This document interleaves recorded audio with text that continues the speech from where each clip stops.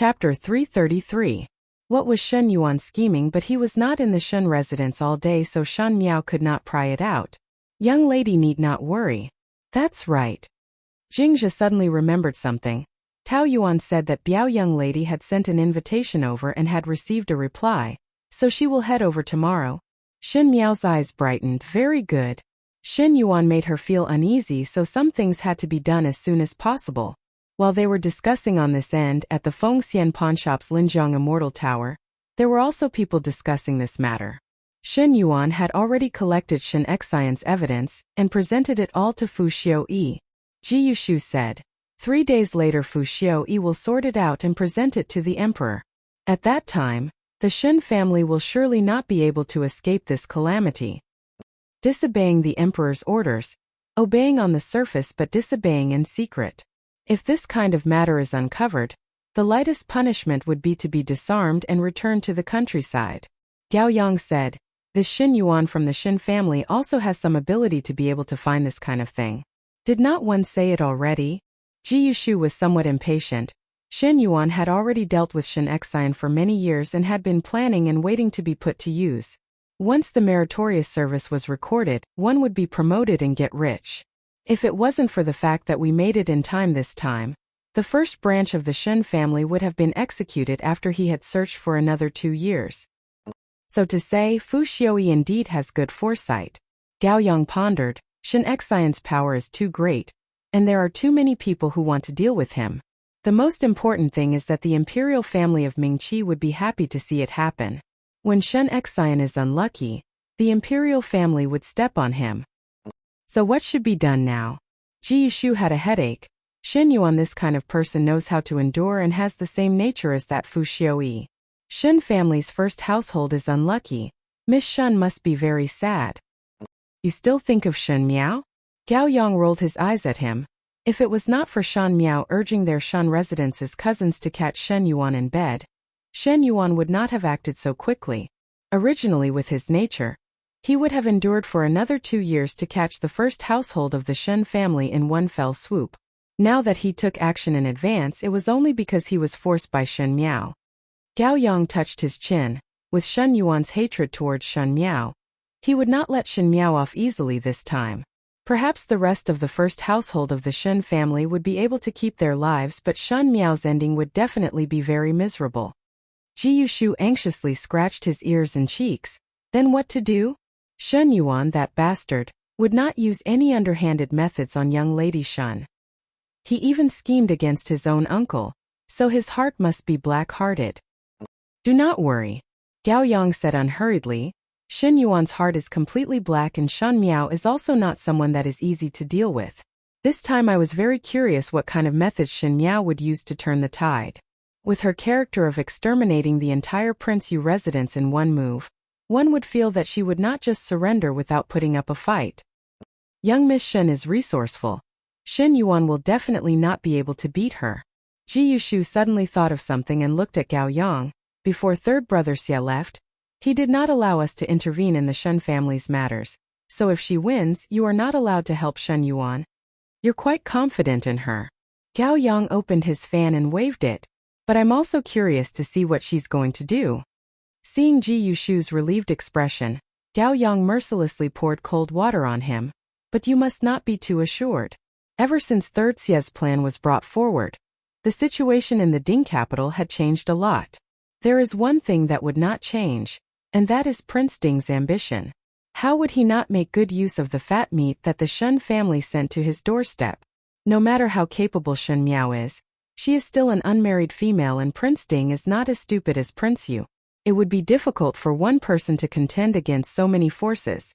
Shen Xian's official hat would most likely be lost, and once Shen Xian loses his official hat, he was half sighing and half lamenting. For the first household of the Shen family, it would be a disaster. He would not be able to protect any of the people that he wants to protect. Chapter 334. Ji Yushu's expression also slowly sank. Third Xia once said that no matter what, the first household of the Shen family would not be able to escape the fate of destruction. Gao Yang stopped fanning and his eyes slightly flashed. Just like the Xia family, On the second day, the weather was fine, and in the side courtyard of Rongjingtang, Tao Yuan took out a few pieces of clothing for Jing Chu-chu to choose. Ever since the Jing family's husband and wife came, the courtyard that old Shen Foreign previously gave to Jing Chu-chu and younger sister became somewhat crowded. The Jing couple entered the house and unreasonably occupied the biggest courtyard in Rongjingtang, other than old Shen Foreign's. Other than that, they even ordered the servants in Rongjingtang around. If one did not know, one would think that the one staying in Rongjingtang was not old Shen Foreign but the Jing couple. Jing Chu-chu sat in front of the table and carefully drew her brows in front of the bronze mirror. Every stroke of her brush was extremely serious. Her lips were pursed with a touch of rouge, and her hair was combed neatly. It was obvious that she had dressed up meticulously. "It is that moon-white one," Jing Chu-chu said. Her moon-white clothes were plain and clean, but it could better display her delicate and pitiful temperament. Today was the day that she was going to meet Sun Kai-nan. Whether or not Sun Kai-nan could not forget about her depended on this. Perhaps it was because of a woman's vanity, or perhaps it was because she truly had some affection for Sun Kai-nan. Even though she knew that meeting Sun Kai-nan now was extremely risky, she still wanted to give it a try. Tao Yuan put away the rest of the clothes. Someone pushed the door open and came in. It was Madame Jing. When Jing Foreign saw Jing Chu-chu's dressing, she was somewhat puzzled. "Chu-chu, you are going out?" "I want to go out and buy some jewelry." Jing Chu-chu complied. In the future, since one will become the young foreign of the Shen family's second household, one cannot wear the previous jewelry as one will be looked down upon by others. "That should be the case," Madame Jing said. Anyway, Jing Chu-chu's money to buy the jewelry would be spent from the public purse. Thus these days Jing Foreign had also made a lot of money. Madame Jing said, "How can you go alone? I will go with you." "No." Jing Chu-chu quickly refused. Madame Jing was puzzled. "Why?" I agreed to go with Miss E." Jing Chu-chu shook Jing Foreign's hand. In the future in the Ding capital, one must build a good relationship with these young ladies. "Mother, you don't have to go. Missy doesn't like to meet strangers casually. You know that these noble young ladies have strange temperaments." Madame Jing was a little dissatisfied. "What noble family's young lady? What's so great about it? In the future, you will still be the wife of an official. Forget it. Since you want to build a good relationship, then go ahead. Bring a few more guards with you." "No need." Jing Chu-chu declined. "There are so many guards in the E family. How would it look if I bring them over?" "Mother, don't worry about it. When I come back, I'll buy you some jewelry." After saying that, he continued to draw his eyebrows. Madame Jing could only give up. When they left the residence and boarded the carriage, Jing Chu-chu's heart was somewhat nervous as she asked Tao Yuan, "Is the restaurant that you chose reliable or not?" "Don't worry, Mississippi," Tao Yuan said. "That restaurant is very far away and remote. Usually very few people go there. Xiao Jiu is wearing a bamboo hat and her face is covered, so no one will recognize her." Jing Chu-chu then calmed down. The carriage passed through the southern part of the city and finally stopped in front of a remote alley. Jing Chu-chu straightened her bamboo hat and adjusted her veil before walking towards the restaurant with Tao Yuan's support. Even though Jing Chu-chu often wandered around with young masters when she was in Suzhou, but now her identity was different. Ming Qi's folkways were open, but for a female who already had a fiancé to meet with other males in private, it was not a small crime. That restaurant only had 2 floors and was really, as what Tao Yuan said, remote and deserted. The guests were in 2s and 3s and it was not crowded. Seeing that she came in, Tao Yuan gave the innkeeper an ingot of silver and said with a smile, "Innkeeper, where is the guest room that was booked yesterday?" Chapter 335.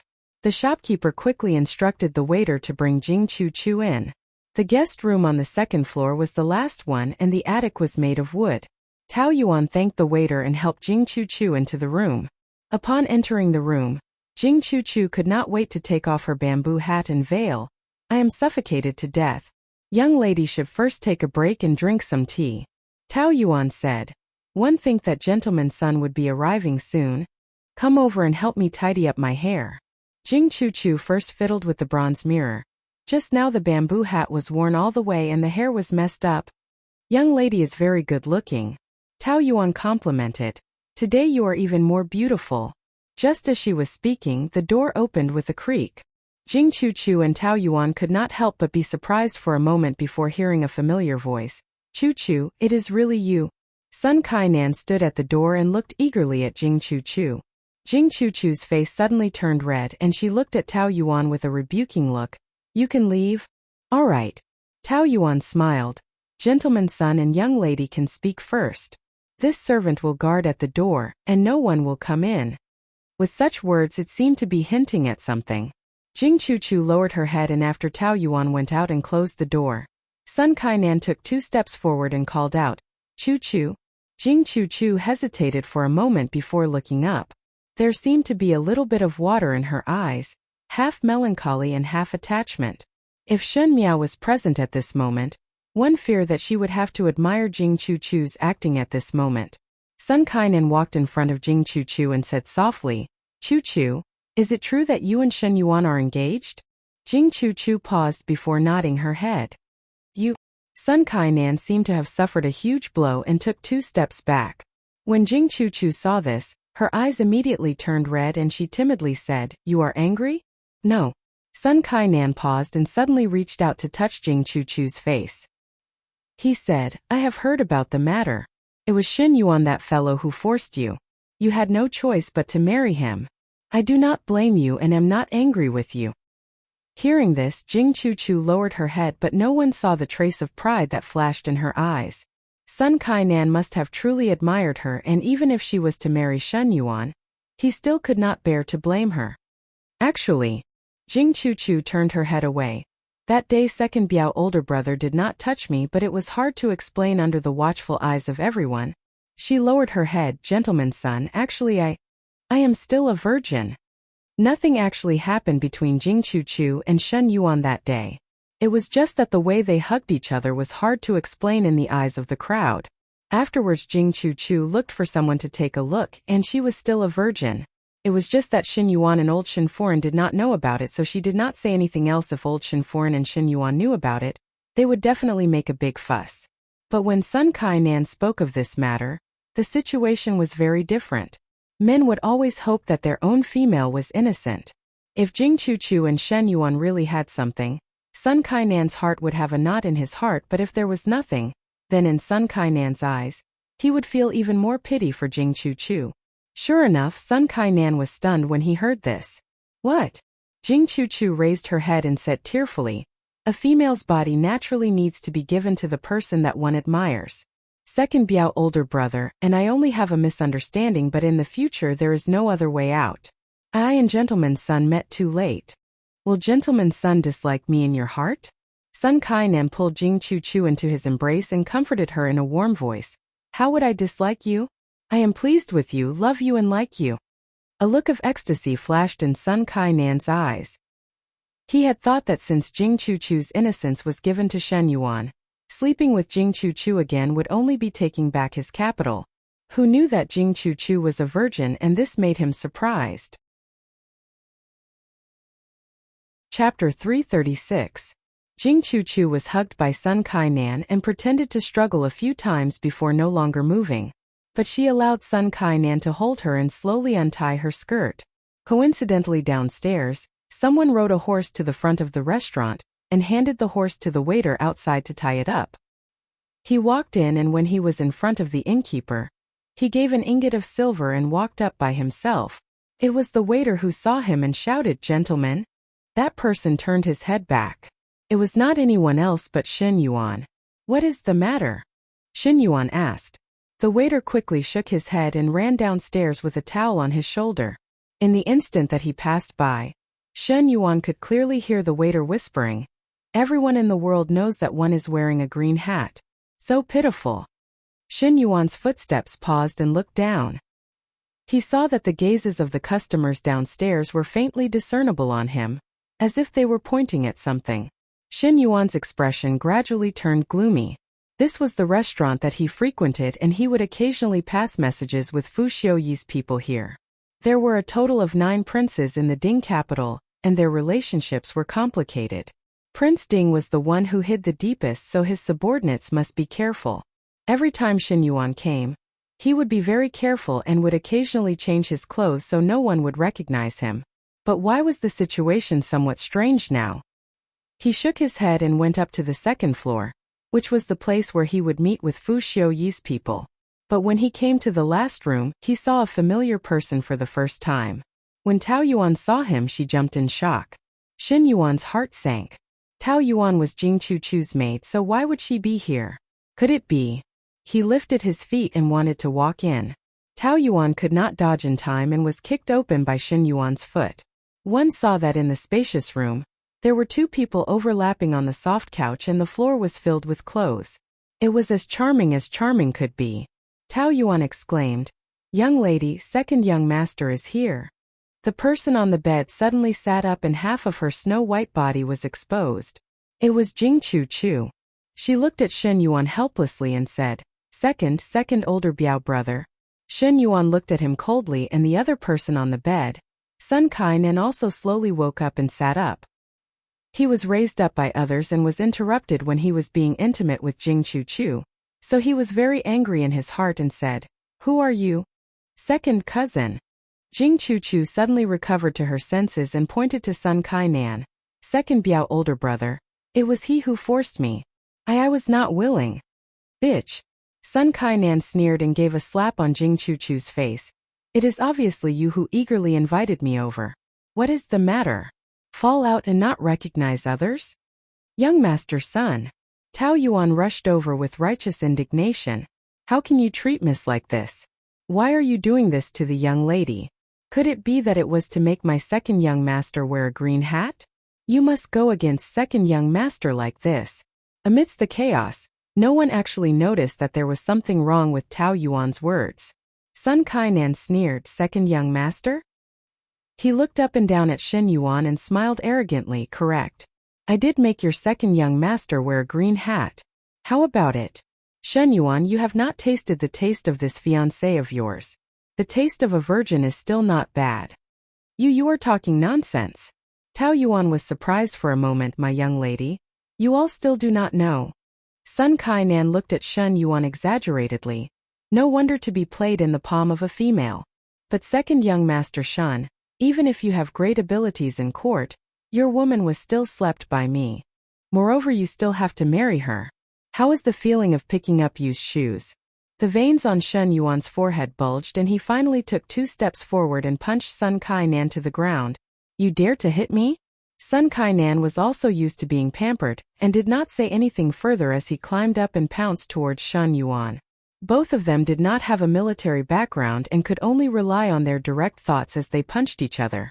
Sun Kainan was taller and stronger than Shen Yuan, so Shen Yuan was gradually at a disadvantage and was being suppressed by Sun Kainan.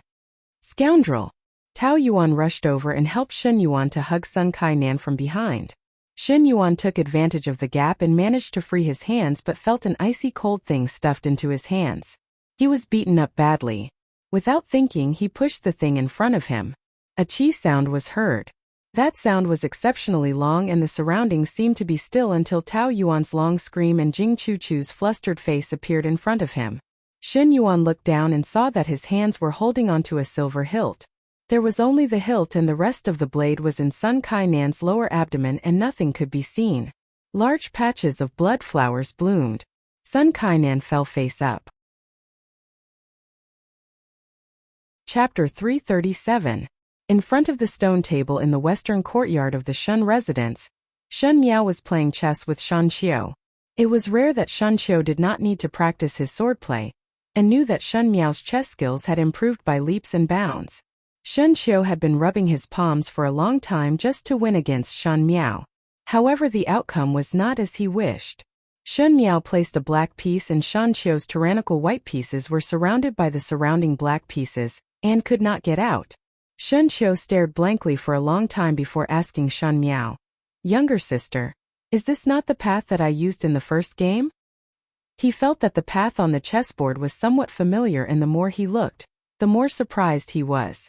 Shen Miao was slowly restoring the path that he used in the first game. It was just that Shen Miao used it better. At least in this game, she used this path with great proficiency and murderous aura, giving others a taste of their own medicine. Shen Miao smiled gently. Eldest brother, can you think of a countermeasure for your own things? Shen Qiu shook his head.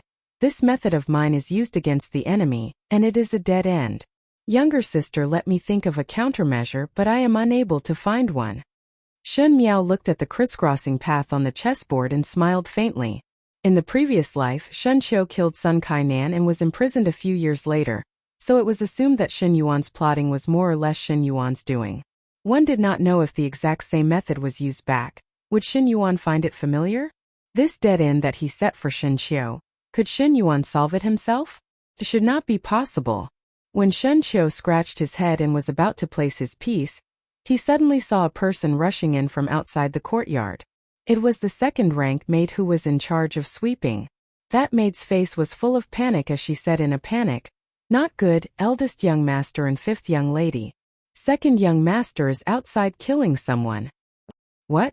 Shen Qiu frowned and a chess piece fell down. It spun on the ground and finally landed on the ground. Shen Miao bent over to pick up the chess piece and looked at the maid before asking warmly, "Who did he kill?" In the capital governor's prison, Shen Yuan was locked in the innermost room. His hands and clothes were all shockingly dyed red with blood, and his face was also somewhat purple. This was the first time that Shen Yuan had fallen into such a difficult situation. When he was fighting with Jing Chuchu's adulterer, one did not know why there was a very irritable feeling in his heart, as if his mind was somewhat hot. By the time he woke up, Sun Kainan had already been stabbed to death by his knife, and that restaurant was a wooden loft.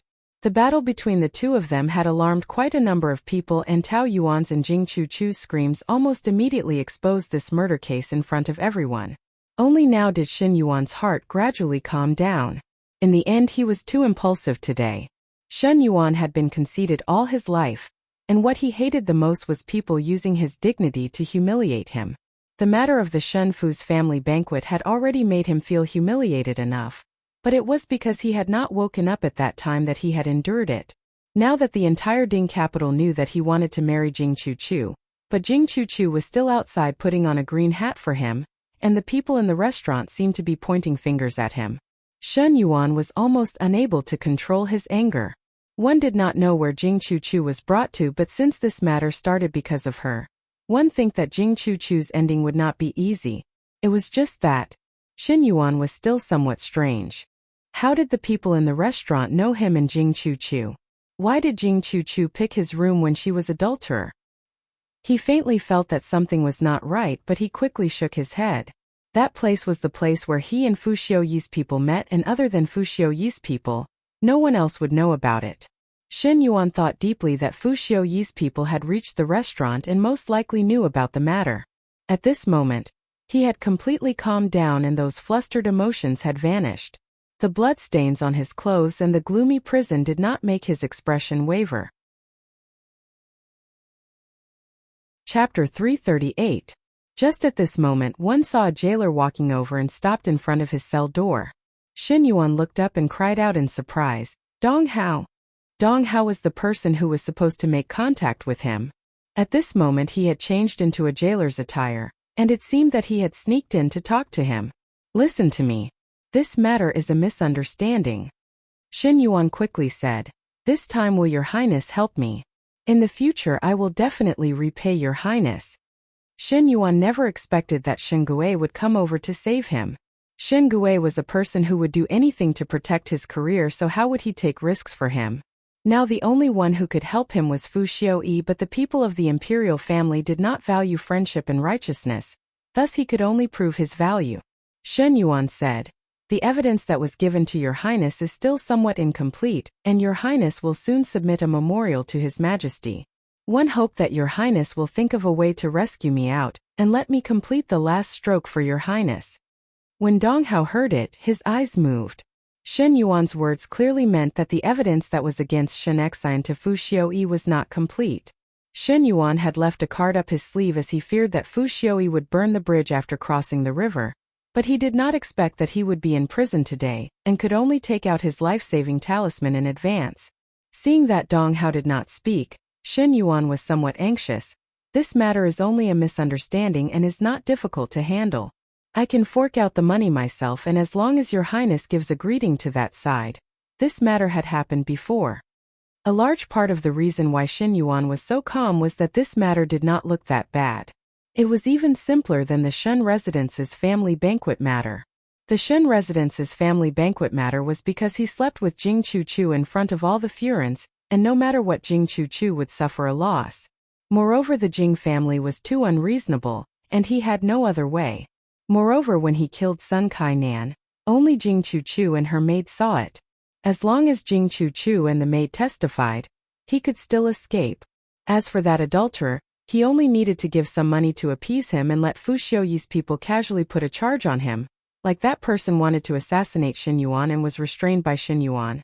When killing someone, as long as it was not a noble family, it could be covered up in the end. Moreover, his identity at the moment had not been discovered. In other people's eyes, they only knew that someone had been killed, but they didn't know who it was. Dong Hao shook his head and said, "Xin Yuan, you've gotten into big trouble this time." Shen Yuan's smile that had just floated up abruptly stopped, as he did not understand Dong Hao's meaning. "Do you know who you killed?" A bad premonition rose in Shen Yuan's heart. In the darkness, he saw Dong Hao slowly open his mouth. "It's the only legitimate son of the Minister of Personnel, Sun Tianzheng's son, Sun Kai-nan." At the entrance of the general estate, there was a large group of people surrounding it at this moment. These people were all holding rods and had fiendish appearances. Even the Chun family guards at the entrance were somewhat unable to stop them. In the room, Xin Yu hid in Chan Rochio's embrace and trembled in fear. "Mother, did second older brother really kill someone?"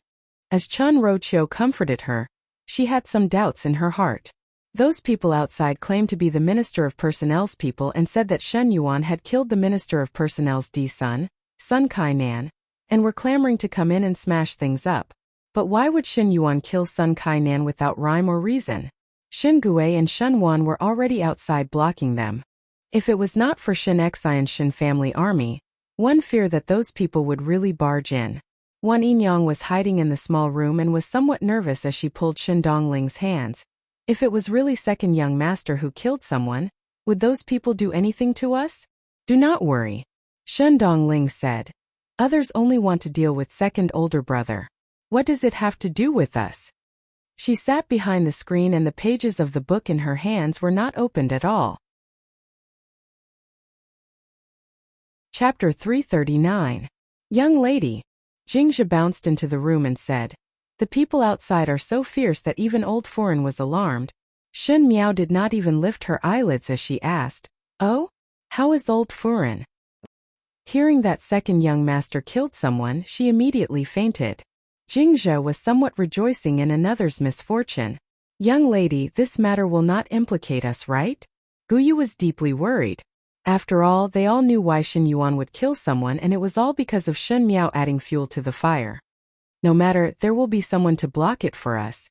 Sun Tianzheng's position is high and the Shen residence is not inferior to them. Moreover, the final target is still Shen Yuan. Shen Yuan will use his life to pay with a life, thus they have nothing to say." "But will second young master really use his life to pay with a life?" Guyu asked. Second master would not let second young master send his life away so easily. If there was no Shen Yuan Bo, second Shu would definitely do his best to offend second older brother. Shen Miao said. But with Shen Yuan Bo, second Shu would have a way out. Losing a son to appease the anger of the Sun family is worth it in second Shu's eyes. Among the three sons in the Shen residence, Shen Gui was the most indifferent towards kinship.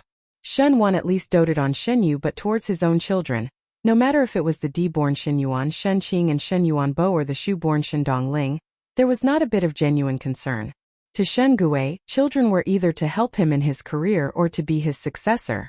No wonder the children of the second household did not have any feelings towards Shen Gui. If there was no Shen Yuan Bo, Shen Yuan was Shen Gui's only son and Shen Gui would definitely fight. But with Shen Yuan Bo, Shen Gui still had a son, so Shen Yuan was not necessary. Moreover, how could the Sun family be sent away so easily? In the past lifetime, the one who killed Sun Kai-nan was Shen Qiu, and Sun Tianzheng's entire family locked Shen Qiu in prison, and Shen Xian had to use all of his family's wealth to save Shen Qiu's life. Sun Tianzheng only had one son, and now that his only son died, how could he easily let off the enemy who killed his son? But only second young master was unlucky? Jingzhe's words shocked one to death. Biao young lady was let off just like that? She is still hiding in the residence and not coming out. After the incident, Jing Chu actually slipped back and hid with the Jing family in the Shun residence. How could that be? Shen Miao smiled. After all, she is the main culprit. Outside the mansion, Shen Wan dissuaded in a somewhat sorry state. Everyone listen to me. This matter has yet to be clarified, so please return first. We will definitely give everyone an explanation. A woman spat a mouthful of saliva on Shen Wan's face and said with her hands on her hips, a debt must be paid, a life for a life. Our young master was killed by Shen Yuan, pay with your life. This isn't over. Shen Gui was somewhat cowering as he scolded Shen Yuan in his heart. At this moment, other than the servants of the minister's residence, there were also some by Xian who were watching the commotion. Someone shouted, didn't they say that it was because of jealousy? What did the beauty that was being fought over look like? Why don't you let us feast our eyes? To fly into a rage for a beauty, how beautiful must that beauty be? When those words were said, the surrounding people immediately echoed. The people of the minister's residence also reacted. Now the Sun family were in a mess. Sun Kai-nan, who was perfectly fine, had turned into an ice-cold corpse when he went out. At this moment they were grieving and wholeheartedly wanted Shen Yuan to pay with his life. Thus they had forgotten about Jing Chu. At this moment when others reminded them, they remembered.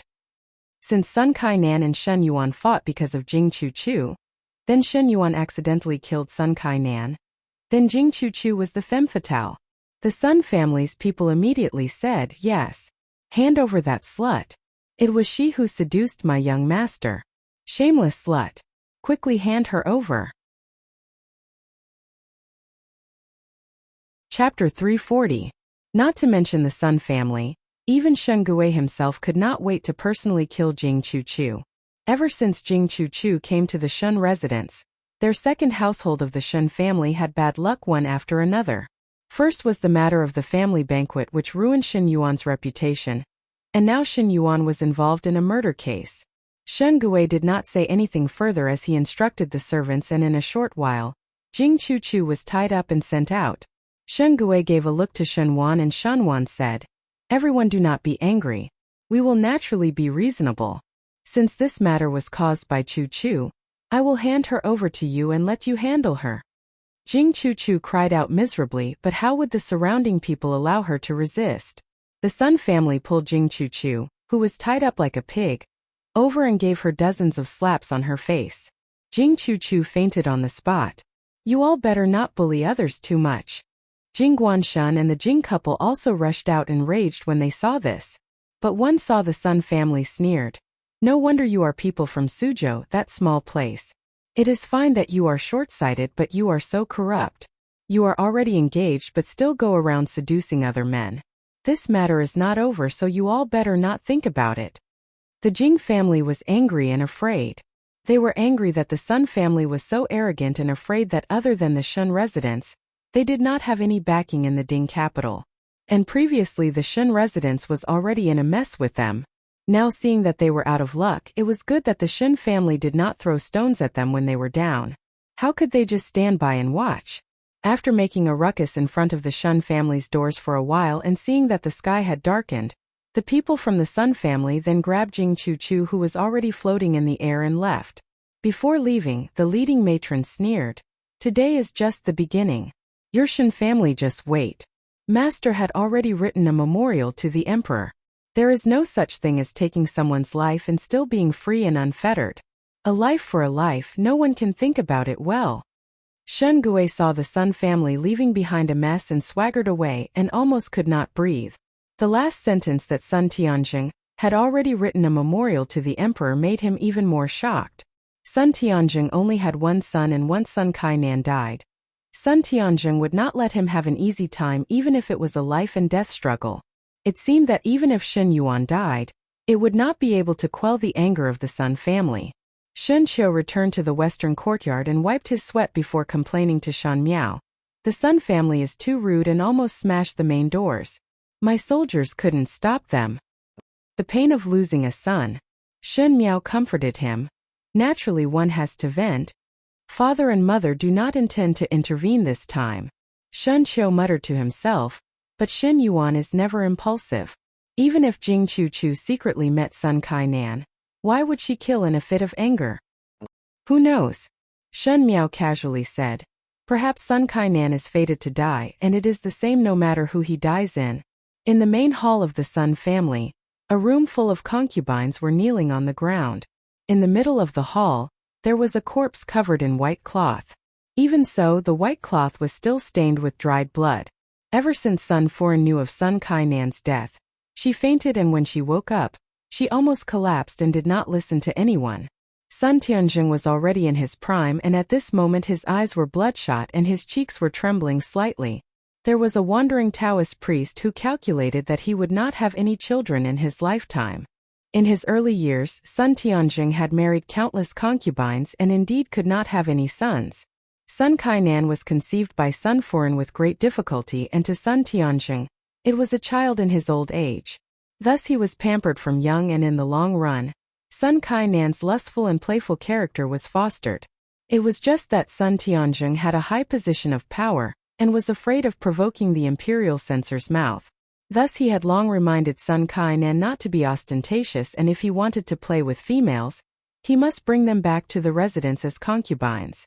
Sun Kainan did not enter the official ranks and spent most of his time in the residence, so there were not many people who knew him. As for those officials in the court, it was even more impossible to have any friendship with him. Chapter 341. Who knew that he would die in Shen Yuan's hands? This time it was really like what the Taoist priest said. Sun Tianjing was destined to be childless. Shen Yuan.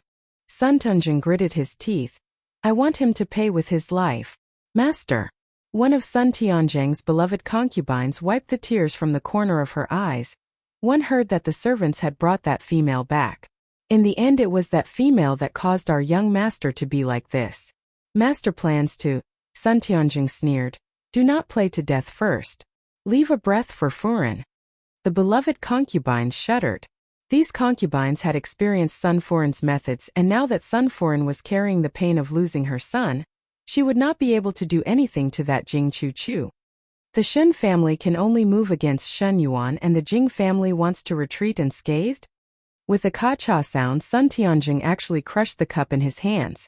The cup scratched his hand and fresh blood dripped down, but he was still indecisive as he said hatefully, I want everyone in the Jing family to be buried with Yuan. Regarding the matter of Shen Yuan killing the only son of the Minister of Personnel, the entire capital was discussing about it. In the residence of Prince Ding, Dong Hao stood in the hall and bowed his head towards the person on the high seat. Fu Xiuyi's hand caressed the rim of the teacup and said in deep thought, the memorial that was supposed to be presented to Imperial Father tomorrow was to happen to Shen Yuan today. The evidence in Shen Yuan's hands is not complete. Your Highness, do you need to use any methods to get the words out? No need. Fu Xiuyi waved his hands. The things that Shen Yuan gave is already enough. Even if I wish for it to be complete, I cannot take action on this matter. Your Highness's meaning is to let Shen Yuan go? Dong Hao asked. It is fine if it was others, but it had to be Sun Tianjing. Sun Tianjing is Prince Zhou's person. Prince Zhou would definitely intervene in this matter, and if I were to take action, it would only make Prince Zhou alert. Shen Yuan's trouble this time is too big. Fu Xiuyi shook his head. Dong Hao was silent for a moment. But what if Shen Yuan were to fight to the death and betray your Highness? Shen Yuan is used to hiding a card for himself, so naturally one must guard against what you said. Fu Xiuyi looked at the teacup in his hands. So not only one cannot help Shen Yuan in this matter, one must also urge the Ministry of Justice to quickly execute. Killing Shen Yuan in prison would inevitably arouse suspicions. Think of a way to feed him. Dong Hao quickly agreed. He then asked Fu Xiuyi, will your Highness submit the memorial tomorrow? No. Fu Xiuyi rubbed his forehead. This matter will cause a commotion. It is not loud enough to talk about the memorial right now. Let's wait for a while. He suddenly opened his eyes. However, you'd better find out who Shen Yuan has a grudge with recently. Dong Hao was startled. Your Highness, do you mean that someone is behind this? Shen Yuan is never impulsive, but this time he killed Sun Tianjing's only son. Don't you think it's too coincidental? Moreover, it is very strange why would Jing Chu meet Shan Yuan when she is having an affair. Shen Yuan is not someone who will be schemed against, Dong Hao said. And if he can even control this in the future, this person must be very familiar with Shen Yuan. To be able to force Shen Yuan to such a situation, Fu Xiaoyi said, this child cannot be left alive. I nurture a chess piece and not to be used by others to become useless. Speaking till here, Fu Xiaoyi's eyes flashed with a trace of gloominess. He did not look as light as he looked. Shen Yuan, this chess piece, was carefully nurtured by him for many years.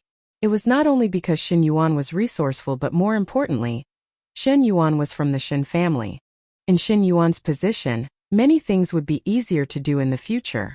But now he had no choice but to abandon the rook to protect the general. The confidant that he carefully nurtured would no longer be of use in the future. Chapter 342. Not to mention it was done in such a crude way by a female. This subordinate will definitely investigate seriously, Dong Hao said. Fortunately, before the incident, Shen Yuan had already passed the thing to your highness, Fu Xiaoyi said. Unfortunately, one still have to wait. At the other end, in the upper floor of the Fengxian pawn shop, Ji Yushu clapped his hands together and was grinning from ear to ear. Wonderful. Shen young lady really does not take action, but once she takes action it is amazing. Originally tomorrow it should be Shen Xian who is out of luck, but at the end Shen Yuan is in prison today. This day really came at the right time. It is only a coincidence. Gao Yang rolled his eyes at him. Most likely Shen Miao still does not know about the matter.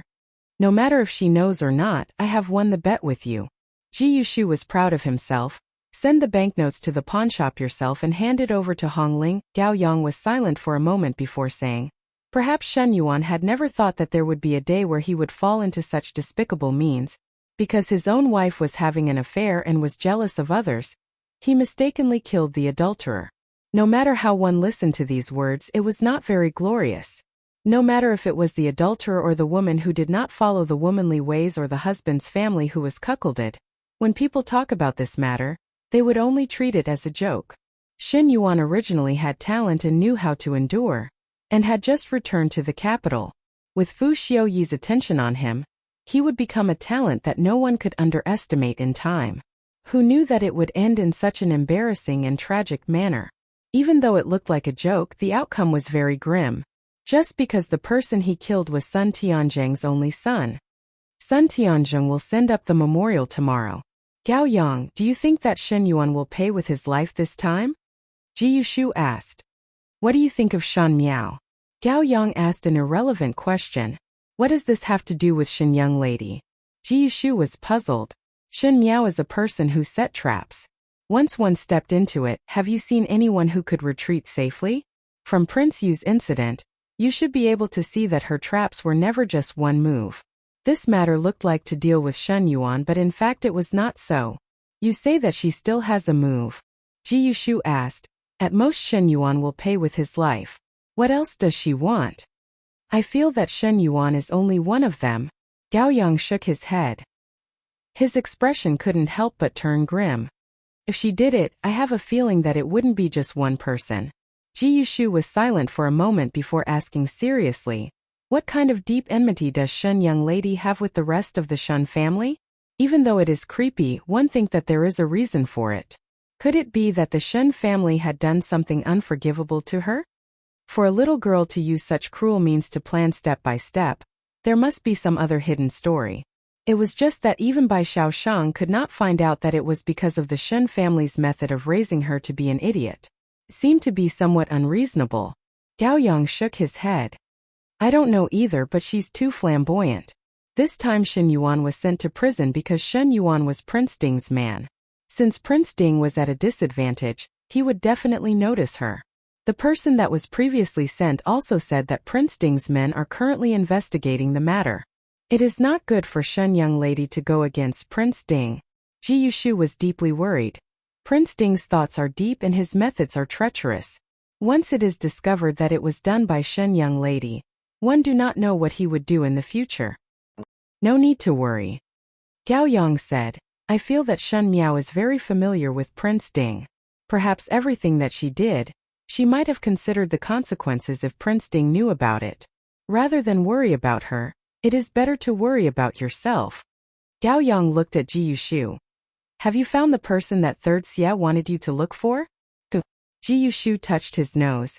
I will immediately send someone over. Did not think that the Shen family's internal affairs were so chaotic. To have such a big play at the beginning of spring this year, what would happen in the future? Ayaya. Both are nobles but fell in love with a commoner young female. Because of jealousy, one died and one was injured. Isn't this a play that only appears in dramas? If one were to say that commoner young female looks are really ordinary, one do not know why would the two nobles be so blind to be jealous of her. It would be better to let the two nobles be together. Hualong. Did you recently read some strange books again? The black-clad female brushed her long hair and said in a charming manner, could it be that what I said is wrong? For men to fight over, one must at least be as beautiful as me. You're in high spirits. A sudden voice sounded and the group of black-clad men that were squatting on the ground and playing suddenly became silent. One by one, they stood up as if they were facing a great enemy and looked at the person in front of them. The purple-clad youth had handsome brows but looked colder and more arrogant in the night. He swept a glance at everyone. Why do you not continue speaking? Everyone lowered their heads and did not speak. Xie Jingxing turned and left and only stopped after he left that group of people far behind. Did he laugh at himself? This little girl has some means. He lowered his eyes and looked at the starless night sky before saying softly, I do not have time anymore. Chapter 343. Regarding the case of Shen Yuan accidentally killing Sun Kai-nan in the Ding capital, the trial of the case was unprecedentedly swift and decisive. First of all, Sun Tianjing sent a memorial to the imperial court to request Shen Yuan to repay the debt of blood with blood. If he did not comply, he would have to return to his hometown due to his old age, so he actually threatened Emperor Wen Hui to quit. Compared to Shan Gui, the Minister of Appointments was clearly more important. Sun Tianjing had been in office for many years, and the connections he had made were to suddenly change to someone else. It was likely that there would be great chaos. Emperor Wen Hui naturally wanted to appease Sun Tianjing. Secondly, the imperial censors would never point fingers at the courtiers for making mistakes. How could they let this case of manslaughter go? Thinking that Sun Tianjing had lost his only son, the censor's censure fell on Shan Gui. What was unexpected was Shan Gui's attitude. Shan Gui knelt in front of Emperor Wen Hui and promised with tears and snot that he did not teach his son properly, and was willing to place righteousness before family, and let Shen Yuan pay with his life. It was said that his words shocked all the civil and military officials in the court. Although these words sounded impartial, he did not try to fight for his own son first, but instead straightforwardly agreed to pay with his life. This was too inhumane. Even though Shen Gui was usually smooth and slick, even a vicious tiger would not eat its cubs. This action still made his colleagues who were on good terms with him stay at a respectful distance. The ministers all stood on Sun Tianjing's side, and when Emperor Wen Hui asked the princes for their opinion, the 9 princes unanimously stood on Sun Tianjing's side. Even if they didn't express their stance, almost everyone knew how the case would go. Shen Yuan's execution order was given 3 days later. This was probably the fastest execution order since the founding of Mingqi. There was almost no action to reverse the verdict or resist, and directly convicted. There was no doubt that the Sun family added fuel to the fire, but the Shen family's inaction was also a big reason. As for whether there were other people secretly pulling the strings, it was unknown. In the dark prison, Shen Yuan sat in the innermost part. His hair was already disheveled, and his body had not been washed for several days, so there was a sour smell coming from it. If one were to look closely at his usually calm gaze, one would be able to see slight panic and even a hint of despair hidden within. Last night someone had snuck in and fed him a mute drug. He could not say anything. Who would do such a thing? Who would have such remarkable abilities to break into the prison? Shen Yuan knew it clearly. Fu Xiaoyi would not come to save him. At first, he still held a bit of hope, but after thinking about it carefully, he knew that Fu Xiaoyi saving him would do more harm than good. That man was best at seeking benefits and avoiding harm, so he would not take this risk for him. On the contrary, Shen Yuan's existence had become a restless chess piece for Fu Xiuyi. Naturally, Fu Xiuyi had to eradicate him mercilessly. Feeding him a mute drug did not necessarily mean that he did not want to kill him, but Fu Xiuyi was cautious and most likely he was afraid that if he died in the prison, it would raise suspicions. A bitter smile slowly floated on Shen Yuan's lips. The winner was king and the loser was in the wrong. He knew from the beginning what kind of person Fu Xiuyi was. Working under Fu Xiuyi, one should have thought that there might be such a result, but one did not expect that this result would come so quickly. There seemed to be footsteps in the darkness. Unlike the slightly hurried footsteps of the prison guards, the footsteps were somewhat slow. He raised his head and looked towards the direction of the footsteps, and saw that under the dim light, a purple dress was right in front of him. Looking up, the young female had a delicate and pretty face as she looked at him with a smile. Second older brother. Shen Yuan's heart was blocked up. The moment he saw Shan Miao's face, a strong hatred and unwillingness gushed out from his heart, making Shan Yuan wish that he could kill Shan Miao now. Even if he did not understand how the matter became like this, there was one thing that Shen Yuan was very clear about. This matter was definitely related to Shen Miao. Chapter 344. Shen Miao slowly squatted down and was at eye level with Shen Yuan as she smiled. Second older brother must not be living well in there these days. Second Shen is crazy and second Shu is not willing to see you. Seventh younger brother is still young. Speaking of which, Old Foreign dotes on you the most, but yesterday Old Foreign gave an order that no one is allowed to mention your name in the residence. It seemed that she had given up on you. After thinking about it in my heart, you and I are siblings, so I came to send you on your last journey. Shen Yuan gritted his teeth as he looked at Shan Miao. Words could kill and destroy a person's faith. And what Shen Miao did now was to stab a knife into his heart without hesitation. Even though Shen Yuan's feelings were cold, but when he was in prison and there was no one who came to visit, it made one's heart feel cold. Even though Old Foreign treated him well in the past, it was because of his innate talent and intelligence.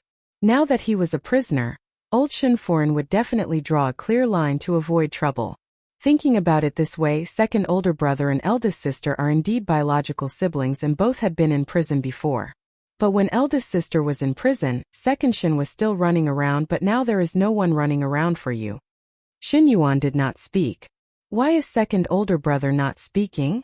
Shen Miao tilted her head and looked at him. Is it that you are not willing to talk to me or? She suddenly smiled. Fed mute medicine? Shen Yuan was surprised for a moment as Shan Miao could actually guess that he was fed mute medicine.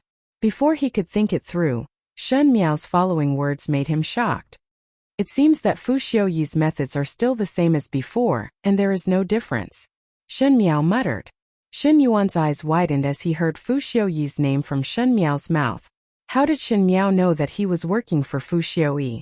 Moreover, Shen Miao used such a familiar tone, and from her words, it seemed that she understood Fu Xiuyi very well. The amazement in Shen Yuan's heart could not be expressed in words. In the inner courtyard of the Shen residence, no matter how brilliant Shen Miao's methods were, Shen Yuan did not think too highly of her because the unmarried young lady's scene stopped there. But when Shen Miao brought out Fu Xiuyi's name, Shen Yuan could no longer look at it with a normal heart. Second older brother need not be so surprised. Shen Miao swept a glance at him and said, not only do I know Fu Xiuyi, I also know his plans. If you want to tell Fu Xiuyi about my matter and atone for your crimes, it is too late. His Highness Prince Ding was cautious by nature, and since he had fed you mute medicine, he would not save you. In order to not attract attention, he would not send anyone over here. Even after you die, I won't have any contact with you. From the moment you became a cripple, he had nothing to do with you, and he won't let you have any means to get involved with him. Shen Yuan's heart started to beat wildly. What Shen Miao said was not wrong. Fu Xiuyi was that kind of person. Therefore, after yesterday, he had been waiting for his own death in despair. One must not think of a life and death struggle because that kind of ending would be worse than death. Fu Xiuyi was never the gentleman that he was on the surface. He dipped his finger into the muddy water in the bowl, and wrote a few words on the dusty ground. What is your purpose? Shen Miao burst out laughing. When she laughed, her eyes were curved and the corners of her mouth curved. It was as if she had returned to a year ago when she was still an idiot. She was a little stupid and a little scheming, but she was indeed a young lady who did not understand anything. Now it was obviously the same demeanor, but it made one's heart feel cold. Shen Miao finally stopped laughing and looked at Shen Yuan. Didn't second older brother guess what my purpose is? You want to deal with the second household? Shen Yuan wrote on the ground. Not only the second household. Shen Miao suddenly whispered. Her eyes suddenly burst out a bit of fierceness. She was unable to restrain the fierceness, and even killing intent overflowed. She said, there is still the third household, old foreign, Prince Ding. Chapter 345. Shen Yuan stared at her closely. You want to ask again why? Shen Miao said, I am only doing the things that you have done before for you to see. Just like this time, does second older brother not feel familiar with the matter of the Jing family? That's because that's your method to begin with. How can you resolve it when I'm using your own method to deal with you? Shen Yuan looked at Shen Miao in confusion. He did not understand Shen Miao's words and only felt that Shen Miao's expression at the moment was like she had fallen into madness. Forget about the hatred towards the second and third household, since everyone knew that they were only pretending to be harmonious on the surface. But where did the hatred towards Prince Ding come from? Was it because she was in love with Prince Ding but was unable to get a response? Second older brother. Shen Miao smiled strangely. You should thank this younger sister. On your road to the Yellow Springs, there are so many people who will accompany you in death. Do not worry, after you, there will not be anyone else in the second household of the Shen family to take over your position. You will definitely still be the only eldest son of the Shen family. Shen Yuan glared at Shen Miao. Shen Miao stood up and her voice was gently raised in the darkness before falling heavily into Shen Yuan's ears. The second household will be without descendants. When they were out, the jailer naturally left in satisfaction after obtaining the benefits and even promised not to tell outsiders about the matter. Jingzhe and Guyu helped Shen Miao up the horse carriage, and Guyu asked, Young lady, is it really necessary to execute second young master 3 days later? Shen Miao nodded her head. It is really like a dream. Guyu muttered. A few days ago second young master was still high and mighty, but now his life is about to be delivered. Fate should be like this. Shen Miao said coldly. Sensing that Shen Miao's current mood was most likely not very good, Jingzhe and Guyu stuck out their tongues and no longer spoke. Upon returning to the Shen residence, upon entering the room, one saw a number of people surrounding the main hall. Upon a closer look, it was the Jing family. Jing Foreign was rolling on the floor making a scene. You all return my choo-choo. You all return my choo-choo. Old Shen Foreign was so angry that her face turned green and called out to the servants at the side. Still not throwing these people out for me. Old Foreign, Jing Guansheng changed his previous refined appearance and said fiercely, Our choo-choo entered your residence perfectly but was taken away by others. Now it is unknown whether she is dead or alive. Even if this matter is brought to the officials, you are in the wrong. Old Shen Foreign scolded angrily. You still have the face to say, what did that little bitch do to our family? If it wasn't for this jinx, how would the Shen family be involved in the lawsuit? Old Foreign must speak cautiously, Jing Guansheng said. At that time we all said that there must be someone secretly playing tricks. My sister's personal maidservant also disappeared. Don't you think it's strange? Someone must have bribed her. The womenfolk in the hall were all present. Chan Roqiu looked at the front with some headaches. Shen Yu looked at the Jing family with disgust, and Luo Shuiyan had an indifferent attitude. Wan Yinyang held Shen Dongling's hand and stood quietly at the side, as there was no place for her to interrupt. Biao older brother is pulling the topic too far. Do you think that by placing all the sins on a personal maidservant everything would be over? Shen Miao's voice sounded, after all, this is a matter of having an illicit relationship with others and one cannot be forced by a maidservant.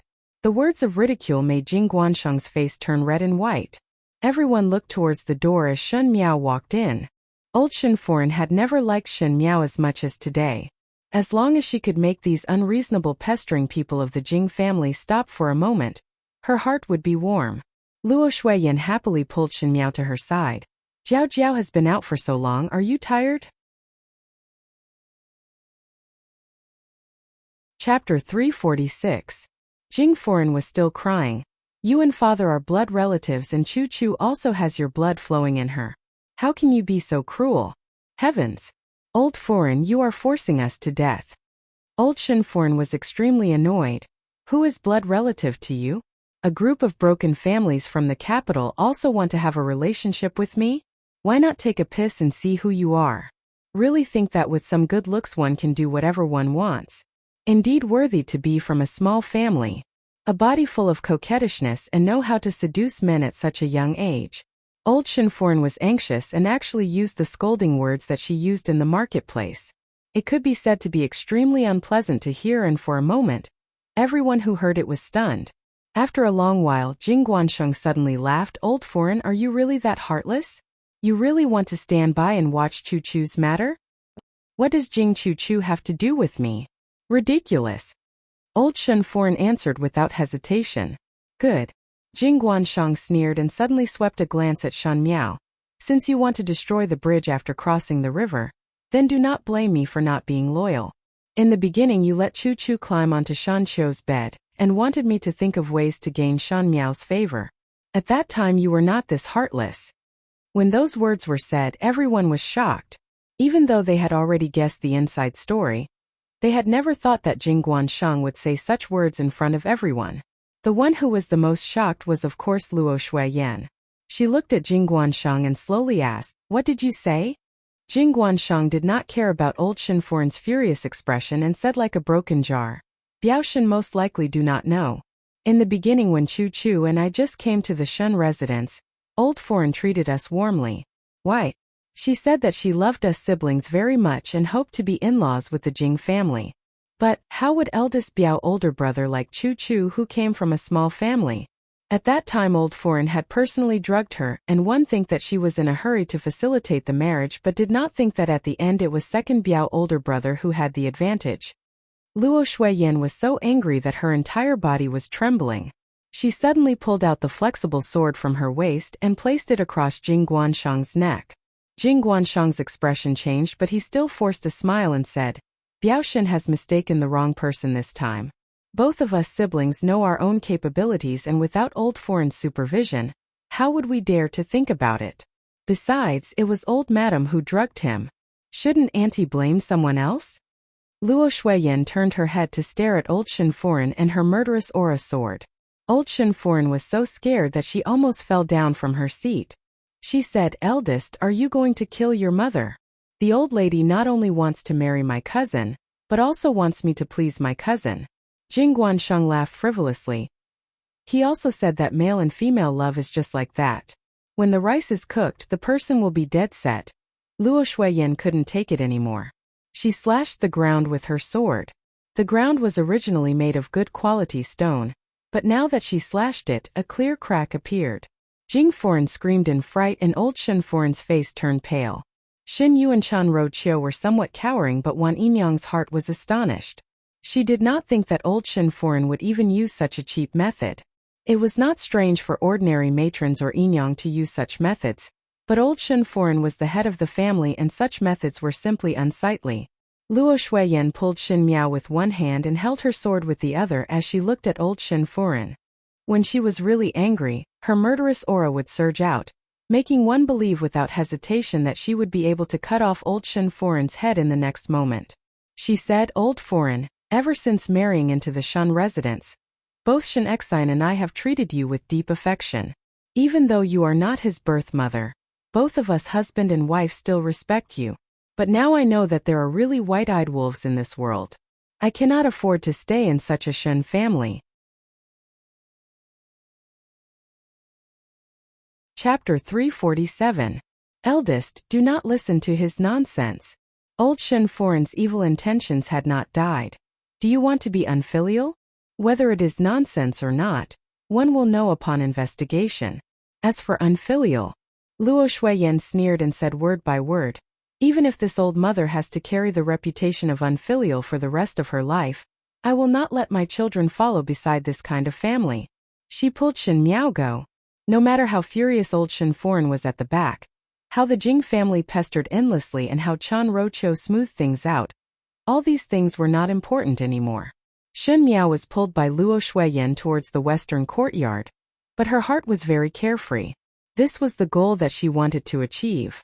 Sometimes when one side of the story was said, it would make others feel that the strength was not enough. It was not because one was not willing to believe, but it was not an easy matter to separate from the family. This involved many entanglements of interests and one might bear a lot of infamy. It was not an easy matter to make Shen Xian determined to separate from the family. But after today, the matter of separating from the family would be much easier. At least from now on, Shen Xian and Luo Shuiyan would not have a trace of pity towards old Shen Furen. As parents, when faced with someone harming their children, it was an instinctive protection. Luo Shuiyan pulled Shen Miao back to the room and first closed the door before taking a breath and sneering. Your father and older brother went to the palace today. One should let them see with their own eyes what kind of goods these people are. Finishing, she suddenly thought of something and looked at Shen Miao apologetically. Jiao Jiao, you must be frightened. Mother was just too angry. Shen Miao shook her head and looked at her. What do we do next? Mother said those words to old Furen today. One feared that old Furen would use this matter to blame mother. What is there to be afraid of? Luo Shuiyan slapped the table. Wait for your father to return and we will discuss about the separation of the family. Everyone in the Shen residence do not have good intentions, and if this goes on, who knows what will happen. She touched Shen Miao's face and said, no wonder you want us to stay in the capital for half a year more. Did you know about it long ago? Shen Miao smiled and did not speak. Luo Shuiyan increasingly felt that the guess in her heart was correct. She got up and said, no, I still have to investigate this matter. I will let the guards outside guard the courtyard door. Don't go out. He actually treated the Shen Fu as a dragon's pool and tiger's den. Shen Miao nodded her head, and after Luo Shuiyan left, Jingzhe asked, young lady, can one really separate from the family? Of course. Shen Miao lightly said, my mother is one who cannot tolerate sand in her eyes, so naturally there is a need to separate. That's great. Jingzhe said, after separating from the family, young lady will have more freedom to do whatever she wants and need not guard against this and that all day long. Bai Lu walked in and said to Shen Miao, young lady Tao Yuan has been sent out and settled in the manor with money. Shen Miao nodded. It was very easy to bribe Tao Yuan, who was by Jing Chu-Chu's side. Jing Chu-Chu originally planned to marry Shen Yuan, and then make Tao Yuan a Yinyang to win over Shen Yuan's heart. What was non-committal was that Shen Yuan was extremely disgusted with the matter of him being schemed against, and if Tao Yuan was really promoted as a Yinyang, Shen Yuan would not treat her well. But Jing Chu-Chu still thought that she had done a great favor to Tao Yuan and did not know that Tao Yuan had already been bribed by others. She did not want to be a concubine and also did not want to follow a master like Jing Chu-Chu. Tao Yuan risked her life and finally obtained her freedom. Shen Miao also did not disappoint her promise to Tao Yuan, and gave her money to protect her life. A superior must know how to use both kindness and power to their subordinates. From today onwards, everything would be done according to what she wanted to do. Gu Yu said, after second young master is beheaded, the residents will most likely calm down. At this time it is the right time to separate from the family. Shen Miao smiled gently. How would it calm down? Not to mention that the Jing family was left for Sun Tianzheng to deal with, but the second household's people were not completely dead yet. Second Shen must be very sad to know that second older brother was beheaded. Shen Miao said softly, is not second Furen crazy? Gu Yu was surprised when she heard that. If one is crazy, one would not have a mind. Listening to the people in Kai Yun Yuan, second Furen cannot even recognize people now, so how would she know about the matter? Crazy. Shen Miao shook her head. That might not necessarily be the case. When a person was in pain and despair, they would use crazy to escape the reality that they could not face. Ren Wanyan's most painful thing was that night in Wulong Temple. Her inaction made Shenqing walk step by step to the final ending. She was powerless to change anything and could only watch helplessly as Shenqing died. She was unable to face Shenqing's death, and was also unable to face herself, so she finally went crazy. Now that Shen Yuan's death was spread back, one think that she would go crazy even more because she was still unable to help with Shen Yuan's matter. In fact, Ren Wanyan's time of madness was not long. Whether she would choose to continue being crazy or not, it would depend on whether she could gradually accept the facts. One think that Run Yuanyun would wake up soon because she still had Shen Yuanbo. And she was afraid that Shen Yuanbo would fall into Wan Yinyang's hands. Shen Miao wanted Run Yuanyun to wake up in advance.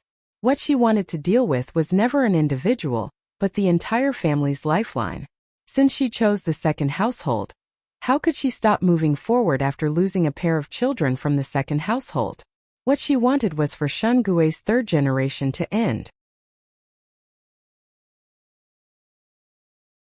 Chapter 348. 3 days later, the case of Shen Yuan accidentally killing Sun Kai-nan ended. Sun Tianjing had the heart to take revenge for his only son's tragic death, and Shen Yuan was executed at the Meridian Gate. Countless commoners spread the news, and all of them wanted to see how this young genius who originally had a bright future would end up like this. Some people felt sympathy for Shen Yuan and some people scolded Jing Chu for being a femme fatale. The noise was actually very lively. Shen Yuan probably never thought that he would have such a day. He was proud and arrogant, wholeheartedly wanting to climb up, wanting everyone to see his achievements. But now, he was being pointed at by the lowly commoners in his eyes. He probably felt extremely uncomfortable in his heart. Even more people threw vegetable leaves and rotten eggs at Shen Yuan's body. The foul-smelling things covered Shen Yuan's body. Without thinking, it must be the Sun family's people. Shen Yuan knelt on the execution platform and beside him was the executioner. Originally at this time, if the death row prisoner had a family member, they would be able to send the death row prisoner on his last journey, feed him food and drink wine on his way, but today no one from the Shen family came. Needless to say, Shen Xian was already like fire and water with the rest of the Shen family, so why would he come over? Shen Gui had always sought advantages and avoided disadvantages, and Ren Yuanyun was even crazier. Old Shen Foreign's legs were inconvenient, but even if her legs were nimble, one feared that she would not come. The only strange thing was that the usually gentle and righteous third branch did not show up today. It seemed that he had to choose between being tactful and offending the Sun family for a long time before he made this decision. In the eyes of others, they could only sigh when they saw how the Shen family was behaving. Shen Yuan raised his head and the scorching sun shone down on the Ding capital. It was obviously the new year and the cold of the winter sun made the golden sunlight as dazzling as the summer. It was already noon. The executioner spat out a mouthful of wine, raised the ghost head broadsword and chopped down. The saber fell. The crowd burst into cries of alarm. The women were so scared that they covered their eyes. The head rolled down the stage and into the crowd. After a while, blood spilled out. On the ground, Shen Yuan's eyes were wide open. He seemed to be a little confused, as if the head that had been separated from his body would say something in the next moment. Someone saw this and quietly turned around, disappearing into the crowd.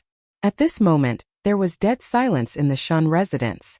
It was not that it did not happen if one did not mention it, but Shen Yuan's death had greatly damaged the Shen residence's vitality. Speaking of which, the Shen residence's heirs were not considered to be prosperous and Shen Yuan was one of the best of the best. Such a rare person who might be able to support the Shen residence in the future died under the executioner's ghost head broadsword. At least the people of the Shen residence were not sad. Shen Yuan was sitting in the room when a manservant ran in and said, "The execution has been carried out. The people at the execution ground have already sent second young master back." When the Sun family finally agreed to return Shen Yuan's corpse to the Shen family, it was already a huge concession. Even though they did not openly fight with Sun Tianzheng and the matter of Shen Yuan was handled according to Sun Tianzheng's wishes, everyone knew that in the future, the Shen family and Sun family would have enmity. It all depended on how big the enmity was. After I bring him back, there's no need to stop the coffin. I'll bury him in a few days at the earliest. Shen Yuan sighed, his thoughts heavy. "Master, are you still worried about this?" Chen Roqiu walked over and said gently, "Yuan, we are also powerless in this matter. After all, the Sun family is not an ordinary family. I just feel that." Shen Yuan shook his head. "Everything is not right. Did you not discover it?" Shen Yuan said, "Recently the Shen family seems to have some bad luck, one after another mishaps. Could it be that there is something unclean?" Chen Roqiu's heart was shocked. Shen Yuan was startled. "What nonsense are you talking about?" Chapter 349. Chun Rocho quickly said, I am just speaking nonsense. Master must not be offended. She was somewhat vexed in her heart. Shun Wan hated these strange matters the most, and with her unintentional words just now, she feared that Shun Wan would be unhappy. She opened her mouth to echo Shun Wan's words, speaking of it, but it seems that it is second older brother's family who have mishaps. First it was Qing'er, then second sister-in-law, and now it is Yuan. The more Chun Rocho spoke, the more uneasy she felt. Even though she previously looked down on and was jealous of Ren Wan Yun, but after Ren Wan Yun went crazy, there seemed to be no one in the residence who could stand on the same line as her. Luo Shuiyan? Shen Xine and Shun Wan did not crawl out from the same mother's womb, so how could it be sincere? It is exactly so, Shun Wan said. One do not know who second older brother had enmity with. Now that one look at it, it seems that it was planned beforehand. It is inevitable that second older brother will offend some people in the officialdom tomorrow, Chun Rocho said, but why did it have to happen this year? Thinking about it, it seems that ever since Fifth Lady woke up from falling into the water, things have been happening one after another. You would not say that it was done by Little Five? Shen Wan found it funny. If Little Five had that kind of ability, one feared that the world would be in chaos. He patted Chun Rocho's hands comfortingly. I know that these days you have been working hard. Do not let your imagination run wild. How would Little Five, a young lady, have such ability? It is said that eldest brother and eldest sister-in-law taught her, but eldest brother and eldest sister-in-law would not use such a blunt knife to grind meat. They have always been straightforward. Shen Wan said, I will pay attention to this matter. You do not need to think too much and pay attention to Yuer's marriage, seeing that she is at the age to talk about marriage. Once Shen Yu's marriage was mentioned, Chun Rocho suppressed her suspicions about Shun Miao. Shun Wan valued heirs more than Shun Gui, and had never despised Shen Yu for being a daughter for so many years and truly loved Shen Yu. Chun Rocho smiled. I will listen to master. In the western courtyard, Shun Miao was putting on her clothes as Jingzhe helped her tidy up her hair. Second young master's coffin has been brought back and one heard that it will be buried soon.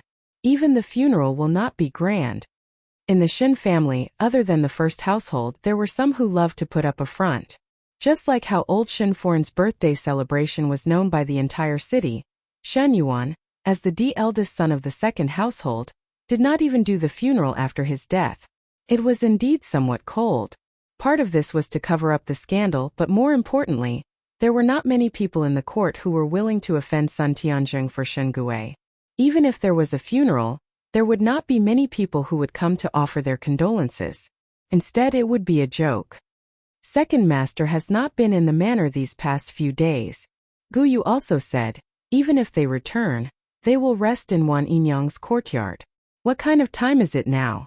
In any case, they are one's own flesh and blood, to be so heartless. Shun Miao smiled.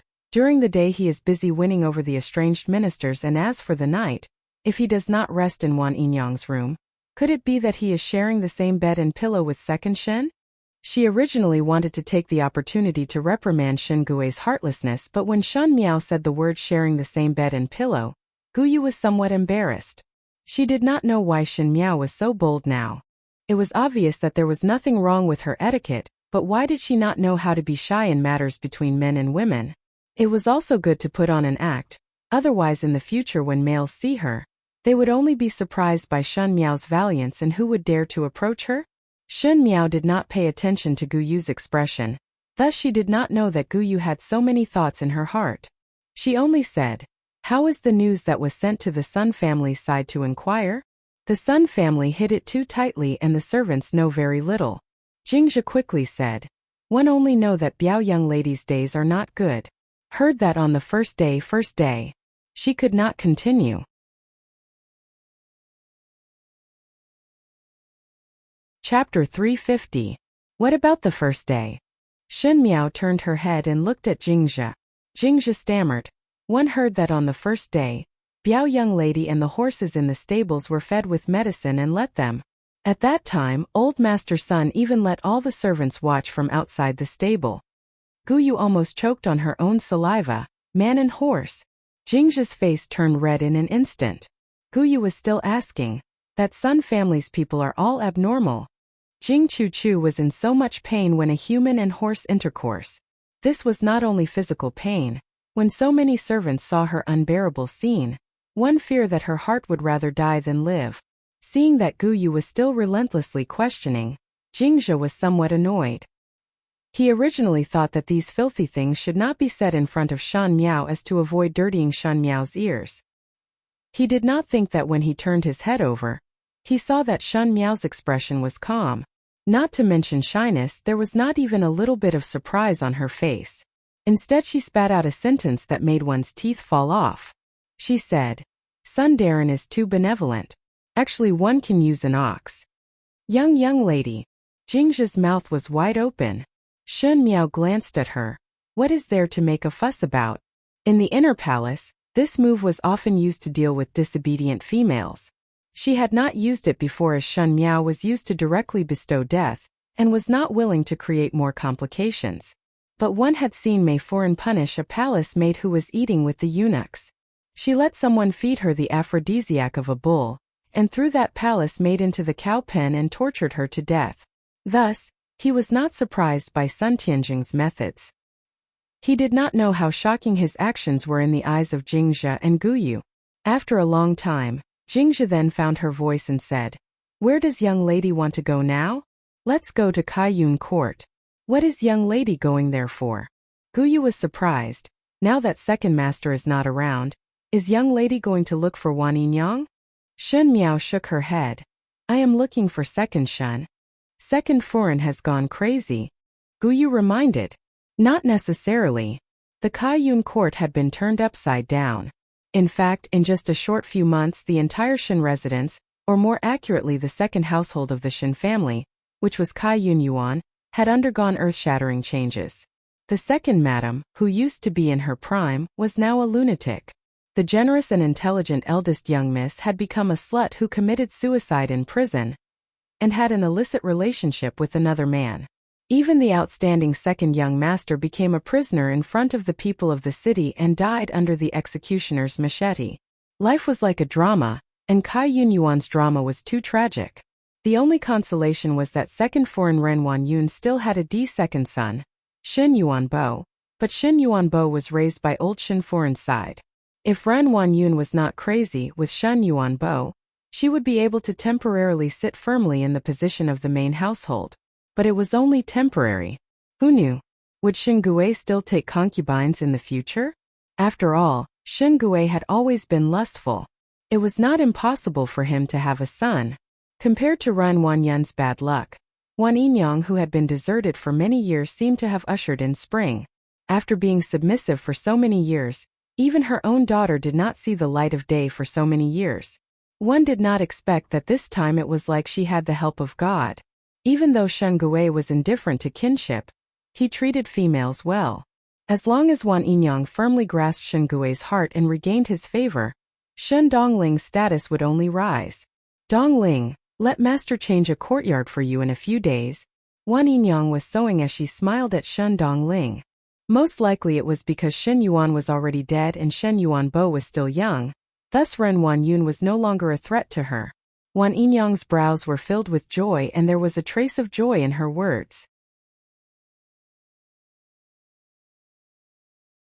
Chapter 351. Change what courtyard?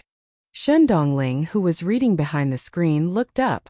"You have been squeezing in the same courtyard with me. Other young ladies at your age have already arranged their own courtyards, so you should also move out.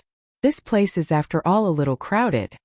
They are D daughters and I am a Shu daughter," Shen Dongling said calmly. Hearing this, Wan Yinyang's heart ached. Shen Dongling's birth was a fact that she could not change, and it was also something that she was brooding over. She thought that Shen Dongling was not worse than Shen Qing and Shen Yu, but for the past 10 over years she could only make Shen Dongling compromise. It was not easy to make it out, so how could she watch Shen Dongling continue to be so cautious? Wan Yinyang said, "Previously eldest young lady had a courtyard that was vacated, so you do not need to sleep in her room and sleep in another room. Eldest young lady's courtyard has a good orientation, and the scenery is beautiful, so it would be a pity to leave it empty. Now that master treats us well, one think that this request would be agreed." No need Yinyang. Shen Dongling rejected her suggestion. Now is not a good time to stand out. One have endured for more than 10 years and there is no need to rush for a while. Even though father treats us well now, Yinyang also understand what kind of temperament he has. It is better to wait for things to settle down before discussing this matter. Wan Yinyang still wanted to persuade further but suddenly saw her personal maid Lu Hua running in and hurriedly said, Yinyang, fifth young lady came to our courtyard. Fifth young lady? Wan Yinyang suddenly stood up. Why did she come to look for me? Shen Dongling also looked at Lu Hua. Lu Hua shook her head and said, not to look for Yinyang. This servant saw that she went to the room where second foreign is recuperating. Fifth young lady went to see second foreign. Wan Yinyang's voice suddenly rose. Why did fifth young lady look for second foreign? Second foreign has already gone crazy. This servant wanted to secretly eavesdrop but fifth young lady brought along a few maids to block it. The rest of the people were far away from the room and could not hear or see. Lu Hua asked Yinyang what should be done now. Wan Yinyang walked around the room in bewilderment and muttered to herself, what is going on? Could it be that fifth young lady went to see second foreign? But second foreign and fifth young lady previously had many disagreements, so how could fifth young foreign be so kind? She looked at Shen Dongling. Dongling, what do you say? Shen Dongling lowered her eyes and thought for a moment before saying, since one cannot eavesdrop, then stay here obediently and do not ask. Fifth younger sister is not a simple person. Since she has done it, she has made thorough preparations. No matter how many methods we use, I think we won't be able to find out. Could it be that this is over? Wan Yinyang was somewhat unwilling. What if she conspires with second foreign to do something? Second madam and fifth younger sister are not the kind of people who would forget enmity with a smile. Yuan Shen Ling Shen Shen Shen second Shen and the Shen Shen is Shen the Ling Fu Yang Shen Fu. Outside Yudong and Shen. Shen Ling Ling Yu and Shen Shen outside of Kai Yun Yuan. Gu Yu Bai Lu and Shuangjiang stood a few steps away from the house as Jingzhe followed Shen Miao into the house. The rest of the maids in the courtyard were doing their own things in a well-behaved manner. Ran Wan Yun had already gone crazy, so the servants naturally did not need to fawn on her and rush to please her. People were like this, stepping on the weak and fawning on the strong. Moreover, Ran Wan Yun's methods of treating the servants were harsh, so compared to Ran Wan Yun, they were more willing to fawn on the gentle and virtuous Wan Yinyang. Thus facing Shen Miao, who had the support of the first household, these maids did not stop her at all. But not everyone was like this. Ran Wan Yun had her own confidants for so many years, and that was her personal maids, Xiang Lan and Kai Ju. At this moment in the room, Xiang Lan and Kai Ju were staring at Shen Miao like a tiger watching its prey.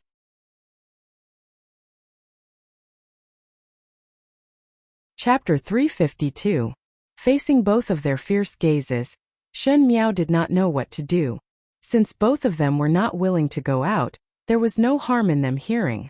On the bed, the foreign was wrapped in a blanket as she sat in the corner. Her eyes were lax and her hair seemed to be combed but messed up by herself. There was even saliva dripping from her clothes. Her lips were slightly moving and she did not look at anyone but only looked up at the sky, not knowing what she was saying. Fifth young lady, now you have seen that our foreign's health is not well, and if you disturb like this, it will only worsen foreign's condition. Xiang Lan said. Today I am here to tell Second Shen about a matter. Shen Miao smiled gently. One think that Second Shen already know about it. Even though she is ill, the news should still be sensitive. Second older brother was executed at noon today, and his body is lying in the coffin and will soon be buried. Fifth young lady, foreign is already ill. One cannot listen to these words. Kaiju shouted sharply.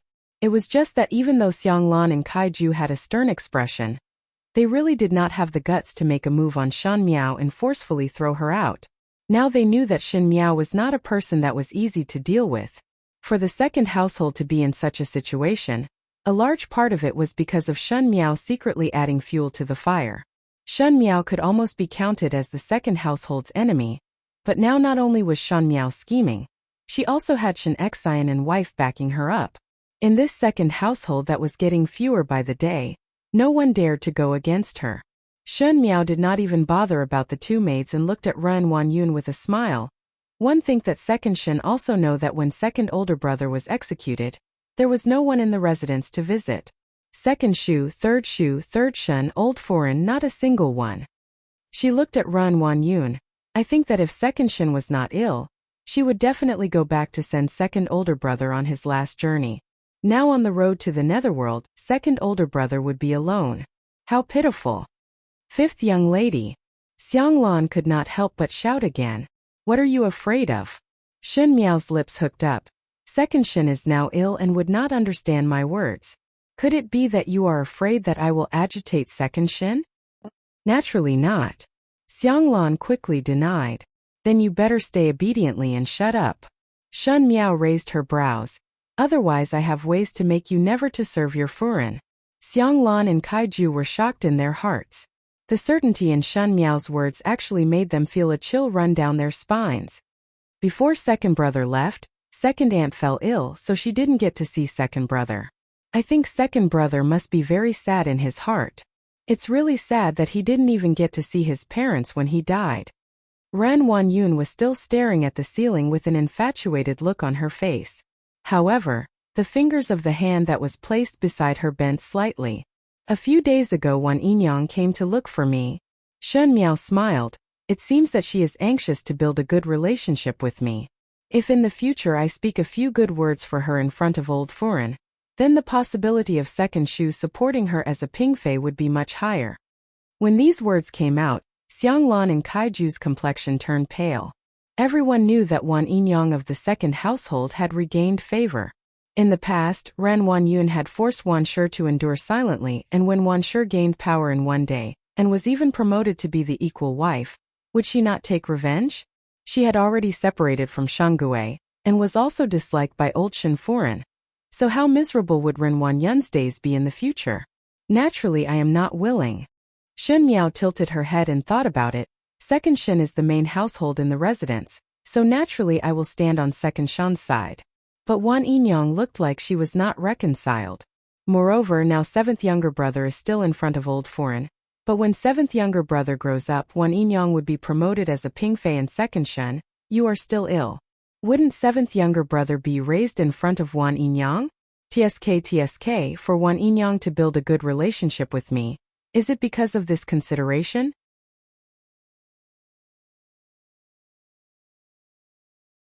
Chapter 353.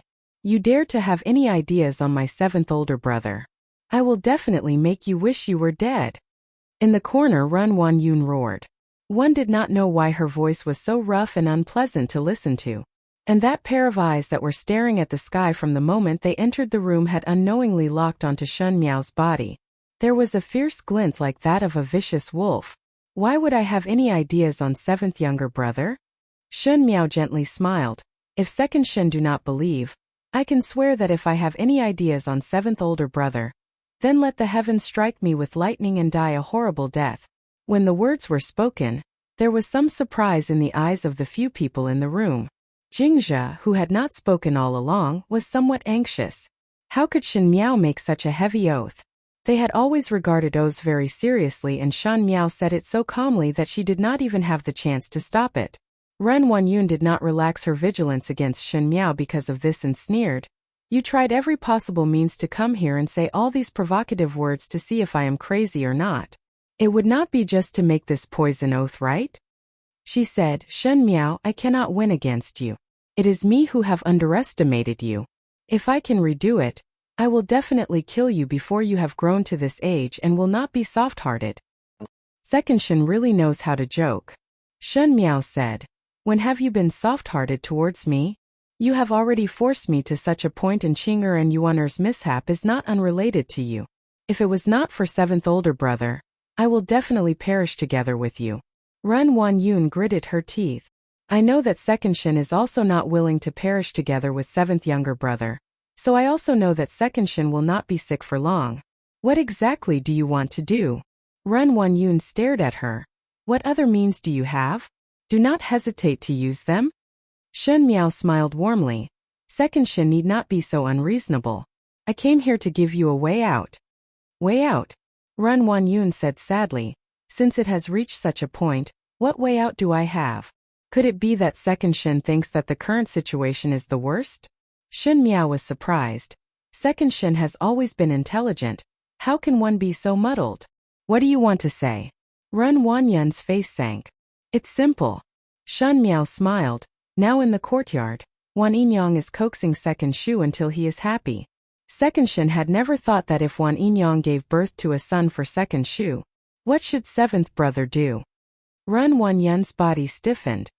Second Shen is also well aware of whether Second Shu values Wan Yinyang or Second Shen. Thus it is unknown whether Second Shu values Wan Yinyang's son or seventh younger brother. If there was a day when Wan Yinyang was promoted to be a Ping wife, this second household would have 2D sons, but these 2D sons are not biological brothers. You guess, Shen Miao lowered her voice, will they kill each other? Ren Wanyun's heart jumped when she heard this. That one has Wan Yinyang's protection, seventh younger brother has Second Shen's protection. But Second Shen at that time, will you still be able to speak in the second household like before? Shen Miao's words stabbed the heart and Ren Wanyun could not help but retort. That slut did not give birth to a son before, and it is even more impossible for her to give birth to a son in the future. Second Shen is indeed smart. Shen Miao sighed. This is what I want to say. Could it be that Second Shen thinks that other than Wan Yinyang, Second Shu will not have any other woman? She was so magnanimous in discussing the matters between men and women of the elders, and her composure made one gasp in amazement. Ren Wanyun was surprised by Shen Miao's words. That's right, she was clearer than anyone else about Shen Gui's conduct. How could Shen Gui only have one woman? When she was still the matriarch, Shen Gui would bring concubines into the house one after another. If it was not for the fact that she fed those foxes the broth to end their offspring, one feared that the second household would be overcrowded. You see, one can guard against it for a while but not for a lifetime. Even if one can guard against Wan Yinyang, there will still be other Yinyangs. There are innumerable women in the world that can give birth to children, and there are also innumerable women that want to enter the second household. Unless Second Shen can still control the inner courtyard like in the past and feed all of Second Shu's women the broth to end their offspring. But does the current Second Shen still have that ability? Even if there is, that year Wan Yinyang still gave birth to third older sister. In the future, will there be another Wan Yinyang? There was a little panic on Ren Wanyun's face. Shen Miao's words were stabbing a knife into her soft ribs. The only thing she could rely on was giving birth to a son. If she did not even have this, what would happen in the future? Second Shen, could it be that you want to see the family that you have worked so hard to manage, the money and the residence, in the end not be obtained by second older brother or seventh younger brother, but by another woman's son? Second older brother is brilliant and outstanding. It was obvious that everything in the second household should belong to him. But now someone else came into the house and made wedding clothes for others. Are you willing? Ren Wanyun stared at Shen Miao. What do you want to say? I will give you a way out. Shen Miao smiled gently and took out a bag of things from her sleeves and placed it in Ren Wanyun's hands.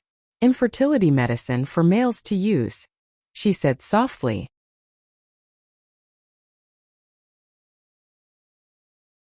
Chapter 354. Infertility medicine for males to use. Ren Wanyun lowered her head and looked at the paper bag that Shen Miao placed in her hands and could not help but tremble. How is it a good idea to give any Yinyang an infertility medicine? Even if one cannot give birth to a son, there will be a second one and a third one. Second Shen, you will not be able to guard against it all.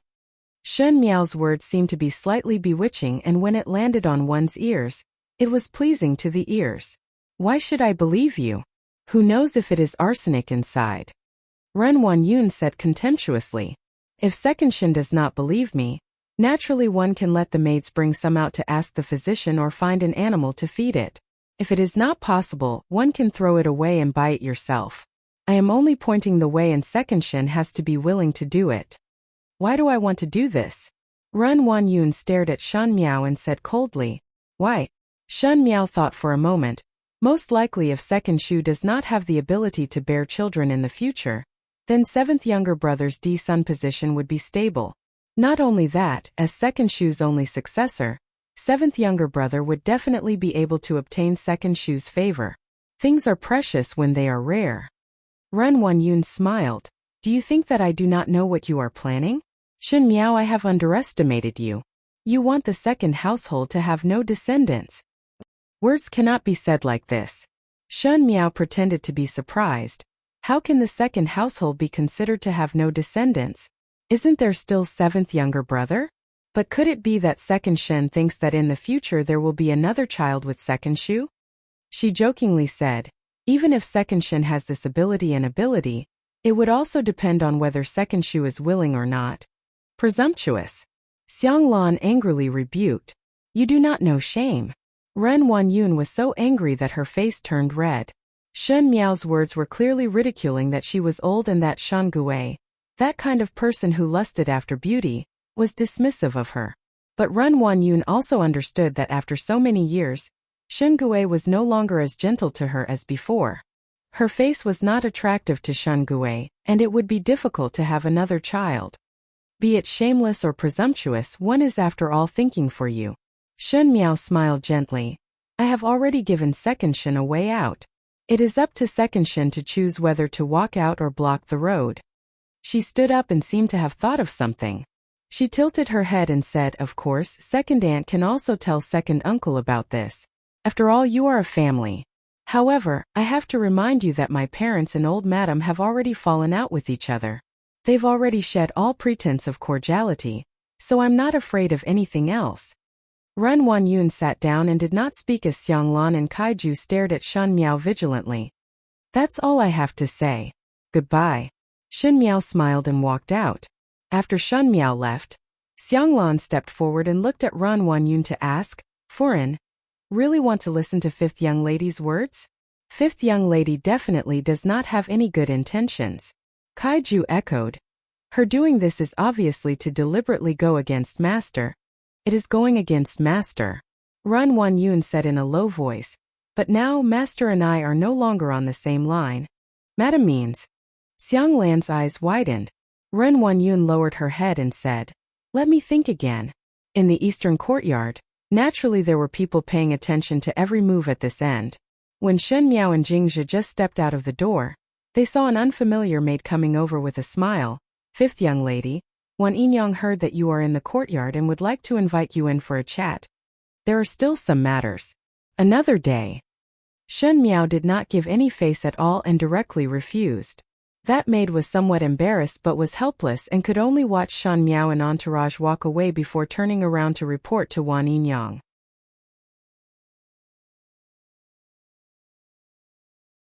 Chapter 355. Is she trying to draw a line with us?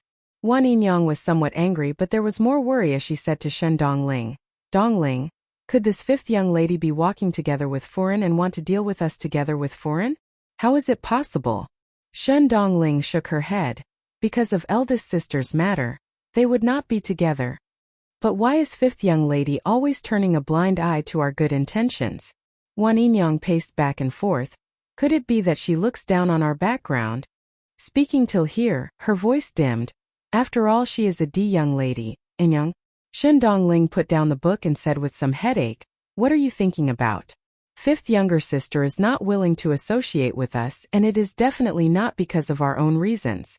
I see that fifth younger sister is not warm to the entire Shen residence, and one fear that she does not want to have any connection with the second household. Thus she turned a blind eye to us. Since that is the case, there is no use in fawning, and it is better to do less of such things in the future. But Wan Yinyang still wanted to say something. There is no but. Shen Dongling interrupted her words. As long as we abide by the rules and do not make any mistakes, naturally there will not be any trouble. At the other end, Jingzhe, who had returned to the room, was asking Shen Miao softly, young lady, will second Foreign really drug second master? Of course. Shen Miao looked at her nails and said lightly, Ren Wanyun values children the most, and now that one son and one daughter have been lost, there is only Shen Yuanbo left. Unfortunately, Shen Gui is not a kind-hearted person, so only by drugging Shen Gui would one be able to preserve Shen Yuanbo's position. But what if second Foreign tells second master about this matter? Guyu had been worried about this matter. No, if Shen Gui knew that he was drugged with an infertility drug, he would definitely hate Ren Wanyun to the bones. Even if Shen Yuanbo is his only child, he would also vent his anger on Shen Yuanbo. Even if Ren Wanyun wanted Shen Yuanbo to live well, she would hide this matter to death. Perhaps Shen Gui will never discover the fact that he is unable to give birth to a son. Even if the doctor had seen it, He would never think that it was Ren Wanyun who drugged him. Then, Jingzhe clenched her teeth and seemed to be hesitating before finally saying, even if second foreign secretly drugged second master and second master really could not give birth to a son, isn't there still a seventh young master? The seventh young master is still young, but when he grows up and understands, he will probably seek revenge on Miss for the sake of the second young master and eldest young mistress. To raise an enemy since young, and young lady had made such an oath. Shen Miao said in front of Ran Wanyun that she must not have any ideas on Shen Yuanbo. Otherwise the heavens would strike her with thunder. Such a heavy poison oath, even Jingzhe was somewhat shocked to hear it now. Since the oath was made, I did not have any intention to hit Shen Yuanbo, Shen Miao said. Even so, seventh young master will definitely treat young lady as an enemy. Guyu reminded, there is an enemy that is always lurking in the dark. Let's wait until he grows up. Shen Miao smiled. Unfortunately, Shen Yuanbo did not have the chance to grow up. Just 1 year later, there was a plague in the Ding capital and Shen Yuanbo died because of smallpox. At that time Shen Miao had already married to Fu Xiuyi, and at that time the entire Ding capital was in a state of panic. Luckily Shen Xian and the rest were fighting in the northwest region and escaped the calamity. It was still all right for the noble families in the city, but many of the poor commoners died. Shen Yuanbo was not able to escape the calamity. Shen Miao had always believed that heaven's justice was clear and karma was not good. It was just that one had to see if the retribution was enough. The sins that Shen Gui and wife did in the past lifetime was retribution on Shen Yuanbo. But the second household still had Shen Yuan and Shen Qing, and in this lifetime without Shen Yuan and Shen Qing, following the path of the previous lifetime, Shen Yuanbo would eventually lose his life.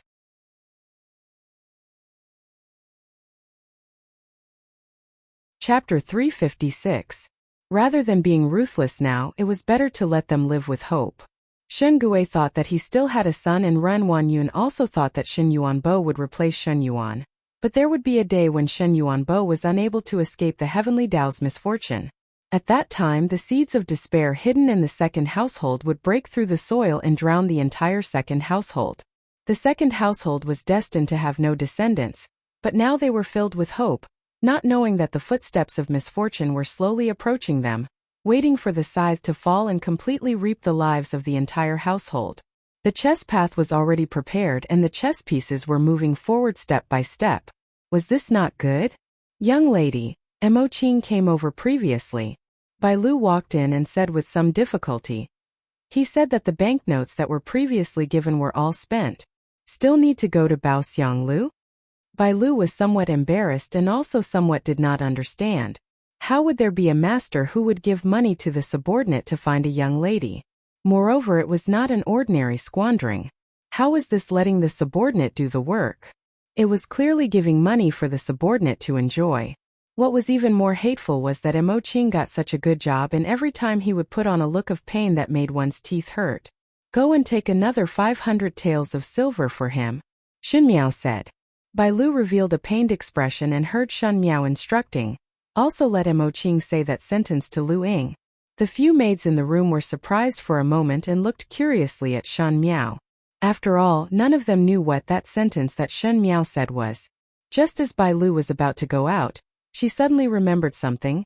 Young lady, previously Rong Jingtang's Zhang Mama came over, and seemed to want to inquire about the matter of master and foreign separating from the family. Ever since that day when she heard the truth from Jing Guanshang's mouth, Luo Shuiyan and old Shen Foreign had a big fight, and she told the matter to Shen Xian.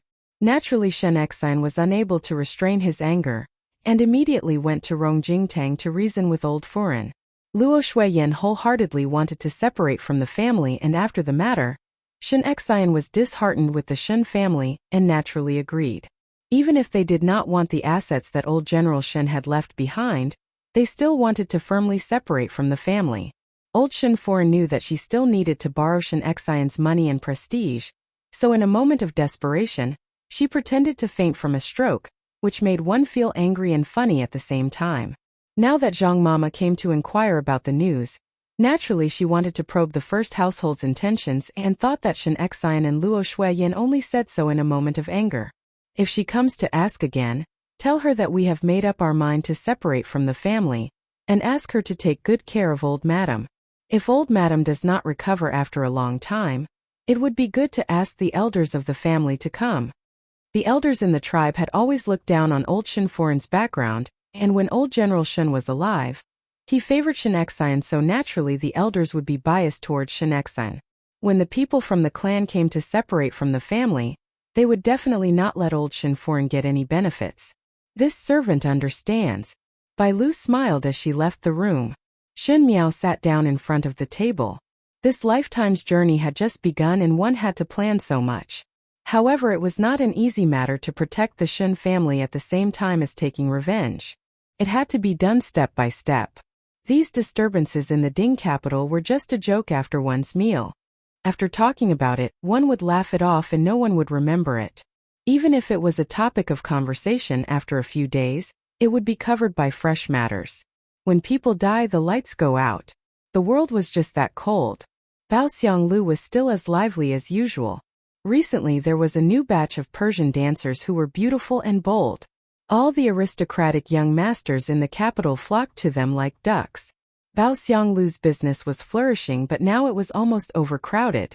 Men were greedy for novelty and liked the new and hated the old. The new dancers were very popular for a while the former top courtesans seemed to be deserted and depressed. However, among these greedy men, there was one who was different. When he walked to the door, the young lady at the door waved her handkerchief and giggled, "Master Imo, today there is no need to order young lady Luing, right?"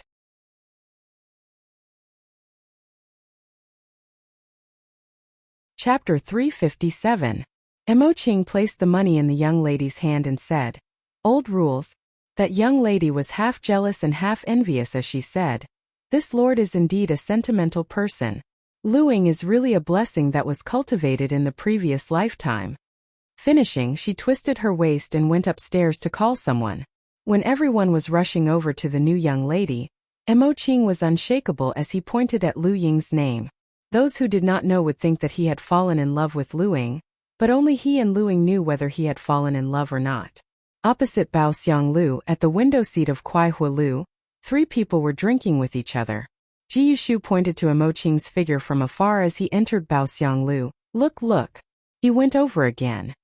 "What is there to look at?" Gao Yang rolled his eyes at Ji Yushu. "Go once every 3 days, one night at a time, and leave at dawn the next day without staying for a moment longer. This is something that you've memorized by heart. Is there a need to be surprised?" Ji Yushu was not to be outdone as he stared back at Gao Yang. "Are you stupid? We both know about this, but Xie Sanxiong has just come back. How would he know? I'm not trying to make it clear to him." Opposite of the two of them, Xie Jingxing was leaning on the sofa lazily looking at Bao Xianglu. Today, for the first time, he did not wear purple clothes but wore a black narrow waist-long robe, making him look much colder. However, upon closer inspection, there seemed to be a travel-worn expression on his face. It was obvious that he had just returned from his journey. "Xie-san, how did it go? How are those people?" Gao Yang asked. "They're all death warriors. If we can't get anything out of them, we'll kill them all." Xie Jingxing was a little distracted. "Time is tight, we have to move quickly. What is the use of moving fast?" Ji Yushu complained. The thing was not found. Shen Yuan had previously made a move and was close to Fu Xiaoyi, so he might have some chips in his hands. But now that he is dead, Gao Yang muttered to himself, Fu Xiaoyi should think of ways to find something from Shen Yuan's body. "I want to make another trip to the Shen residence." Xie Jingxing frowned. "It is impossible not to find it." Hey, forget it, let's not talk about this for now." Ji Yushu interrupted their conversation. "Speaking of which, we have been waiting here for so long and see this surnamed Mo running to Bao Xianglu every 3 to 5 days. What is the meaning of this? Could it be that Miss Shan treated her servant so generously? Even the money for the servant to look for the young lady was taken out as well. For such a cushy job to be so generous, you are even more generous than me, the shopkeeper of Feng Xian Pawn Shop. Have you ever seen a girl run away at dawn every day?" Gao Yang looked at Ji Yushu. "Why do I remember that when you look for young lady Xiao Yao, you would always stay in others' boudoir and not leave, wishing that you could stick to her side every day. The spring night is bitter and short, so how would one be so unromantic? At least you would draw her brows and talk to her." Leaving within 2 hours every time, it is like completing a task. Have your eyes grown to the sky? Xie Jingxing glanced at the two of them. Can't you see that there's someone on the other side? His eyes swept downwards and the other two were surprised for a moment. Following Xie Jingxing's gaze, they saw a green-clad male standing at the corner of the street opposite Baoxianglu, looking at Lu Ying's little building in a daze. Looks rather ordinary, Ji Yushu said, seeing him dressed so shabbily. One look and one can tell that he wants to go in to look for a young lady. Does he have money to satisfy his craving? What is the difference? This person. Gao Yang looked from afar. The figure is somewhat familiar, as if one had seen it somewhere. Pei Lang. Xie Jingxing said. Who is Pei Lang? Ji Yushu asked. Guang Wentang's teacher. I remember. Gao Yang also said.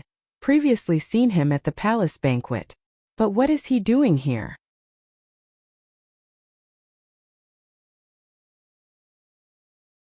Chapter 358. Teacher. Ji Yushu swallowed his saliva. Teacher also came to visit the brothel? This Guang Wentang was said to be the academy that all the noble families in the Ding capital had to enter. So how could a teacher be so morally corrupt? You visit the brothel all day, why is it not morally corrupt? Gao Yang asked Ji Yushu. Ji Yushu retorted. I do not teach students. Shut up.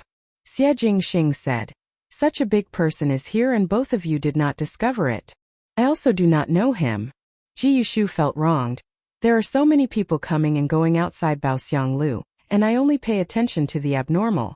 This gentleman did not look any different, so how would I know that he is a teacher? Gao Yang looked at Xie Jingxing. You feel that there is a problem with Pei Lang? But he is just a poor scholar. Shen Miao never do unnecessary things. There must be a reason for her subordinate to look for Lu Ying. Previously I did not understand, but after seeing him I understand. Xie Jingxing's eyes landed on Pei Lang in the distance. You are saying? Gao Yang was deep in thought. This Shen Miao took such a big detour. And it was actually directed at Pei Lang? Xie Jingxing's lips hooked up into a smile and there seemed to be a deep meaning in his eyes. One do not know why but feel that Shen Miao especially values this Pei Lang.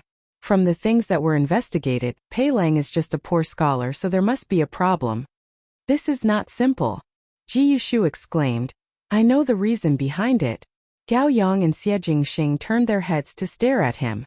Ji Yushu coughed and said with a beaming smile, too simple. I looked at the figure and saw that this person should be a jade tree with extraordinary looks, and in addition he is a teacher, so he would definitely show that he is knowledgeable. Shen young lady is after all in her budding years, and when such a young lady met a talented and good-looking teacher, it would be the first awakening of love and her heart would be in love. Who would have thought that the teacher is a hypocrite who visits the brothel? In a fit of anger, Shen young lady simply let her subordinate to buy that courtesan's brand. Wait, Gao Yang asked. Why Shen Miao likes Pei Lang but buy Lu Ying's brand? Ji Yushu thought hard for a while before replying. Most likely it is because Pei Lang could not afford to buy Lu Ying's brand. So Shen young lady let the servants buy Lu Ying's brand. Pei Lang could not even be compared to a servant, so he must be angry in his heart. Shen young lady wants to anger Pei Lang to death. The more Ji Yushu spoke, the more excited he became, until his saliva flew and he almost climbed onto the table. You all look. Pei Lang had seriously injured young Miss Shen. You're just a young lady, yet you're willing to throw away 1,000 pieces of gold for your beauty. Gao Yang held his forehead with a headache. Ji Yushu, did you listen to some inexplicable drama in the brothel again? You guys have fun, I'll leave first. Xie Jingxing stood up expressionlessly and glanced at Ji Yushu. If you are bored and the tower prison lacks people, then pack up and go over with Tai Yi. Ji Yushu immediately became like a frosted eggplant and did not make a sound. On the other side, in the Firefly hut, Mo Qing was still sitting at the table drinking tea as usual. Lu Ying had now completely given up on Mo Qing. Previously she still wanted to conquer this man, but now she did not even have any thoughts of conquering and had completely lost her temper. Thus she did not even comb her makeup and walked over to pick up the silver ingot that Mo Qing placed on the table and put it into the box. She then sat opposite Mo Qing and poured a cup of tea to take a sip before saying in a lukewarm manner, Many thanks to Gentleman Mo for supporting Lu Ying as usual, so that Lu Ying would not be unable to eat in such a bad time. When the other young ladies were snatched away by the new Persian dancers, only Mo Qing continued to support her. The young ladies in the building were extremely envious and jealous of Lu Ying, but did not know that in Lu Ying's eyes, Mo Qing was just an eccentric person.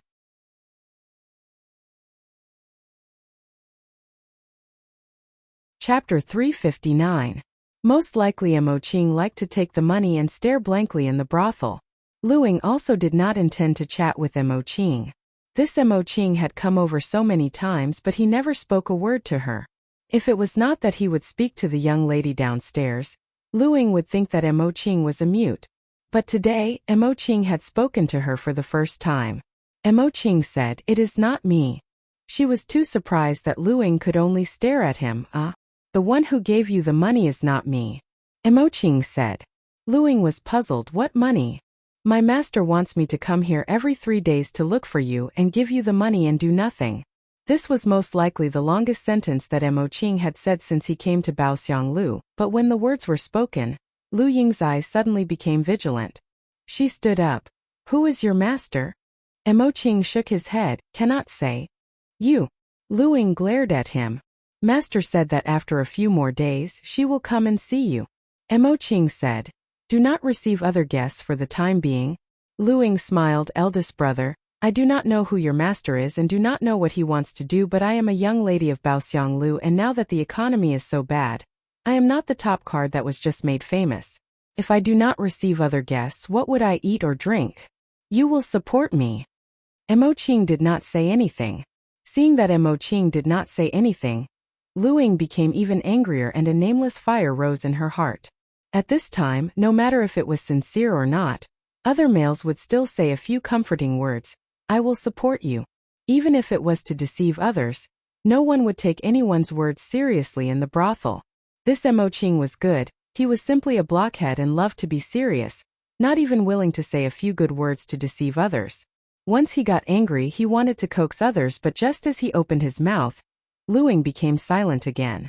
Mo Qing was indeed not a person in the brothel, and he himself said that he was only acting on his master's orders. Thinking of this, she felt that it was meaningless to ask him about these things.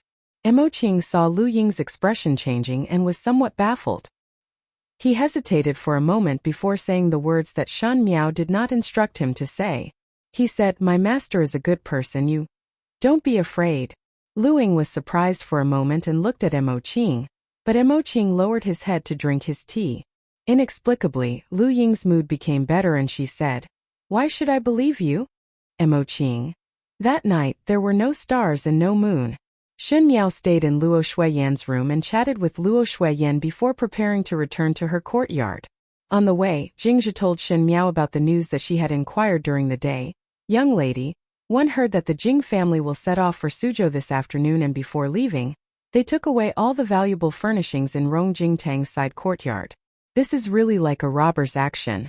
Old Foreign was so angry that she almost had a stroke again. This stroke again was said with a hint of mockery. Everyone knew that when old Shen Foreign was flustered and exasperated, she would involuntarily have a stroke. But now it could be considered that she had met her match. The shameless one had met an even more shameless one. Speaking of which, one really admired the Jing family's face. To be able to take away Rong Jingtang's things with such ease, it was really strange to the extreme. One did not think that the Jing family would speak in such a dignified manner and solemnly vow to seek an explanation for Biao young lady, but now they returned to Suzhou with their tails between their legs, so Biao young lady did not care. Knowing that Biao young lady would not have a good ending in the Sun family, but did not think of any way at all. Originally they said it so ruthlessly, but it was only to ask for more money. Jingzhe said, "Commoners do not fight with officials." Shen Miao's lips slightly hooked up. One think that the Jing family also know that they have caused a big disaster. Not a good person. Jingzhe's lips twitched. Shen Miao declined to comment. The Jing family rushed back to Suzhou through the night, but how could they rush back in time? Sun Tianzhong was not a soft persimmon. Initially when Shen Qiu had an accident, Jing Chuchu escaped, but the rest of the Jing family did not escape. Sun Tianzhong was never a soft-hearted person, so no one knew what happened on the way back to Suzhou. Just as they walked to the courtyard, Shen Miao was about to push the door open to enter when she suddenly paused and swept a glance at the window. Jingzhe, Shen Miao said. Go and boil the water first. I want to bathe.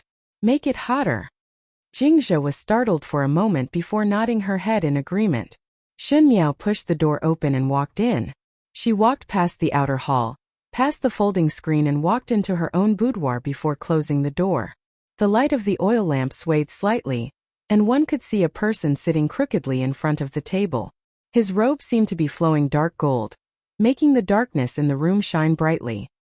He propped his head up with one hand and the other hand was flipping through the books on Shen Miao's table in boredom. When he heard movement, he casually turned his head and revealed a handsome face with red lips and white teeth. Why did you return so late? Xie Jingxing was somewhat dissatisfied. I did not seem to have invited you. Shen Miao looked at him calmly. Little Marquis Xiag, I waited for you for a long time. Xie Jingxing raised his eyebrows. I am already hungry. Shen Miao said, Get lost.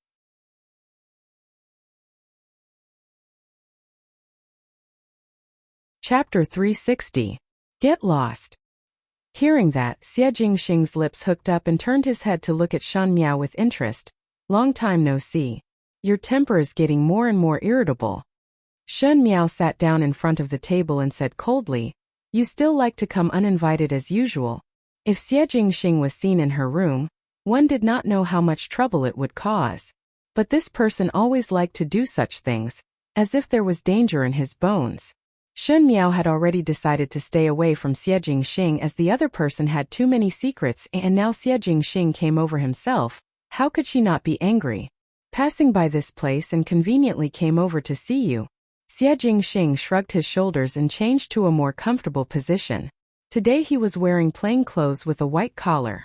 It was the season of snow but because of his outstanding brows, the room was filled with the feeling of spring. He stroked his chin and said, There is one more thing to ask you. Speak. Shen Miao was not willing to say a word more to him. When Xie Jingxing saw Shen Miao's attitude, he was not annoyed and said, Is there anyone in the residence that Shen Yuan trusts? Hearing that, Shen Miao looked at Xie Jingxing with some surprise. She did not think that the person that Xie Jingxing wanted to ask was Shen Yuan. Even though she was not clear of Xie Jingxing's purpose, she still said no. Shen Yuan's return to the capital was short, and he is not close to the people in the residence. Why did you ask him? Just came over from his courtyard. Xie Jingxing said lazily. Did not find anything so came over to ask. Shen Miao's eyes drooped as she pondered.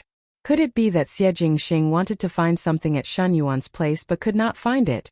So he thought that Shen Yuan had passed the thing to someone he trusted. Thus he inquired from her. What exactly are you looking for? Shen Miao asked. Is it the same as the thing in Prince Yu Residence's secret chamber? When the words were said, the room suddenly became quiet for a moment. For a moment, Shen Miao could feel the biting cold air that burst out from Xie Jingxing's side. But that dangerous atmosphere only lasted for a moment, and very quickly Xie Jingxing laughed. When he laughed, he was as elegant as jade but that pair of peach blossom eyes could not conceal the sharpness. Xie Jingxing did not answer Shen Miao's words but asked, These days you are also living well. One heard that the second household of the Shen family is about to be defeated. Little Marquis knows the matters of the Shen residence like the back of his hand. If one did not know, one would think that you are from the Shen residence. Shen Miao ridiculed. Xie Jingxing spread out his hands. No choice.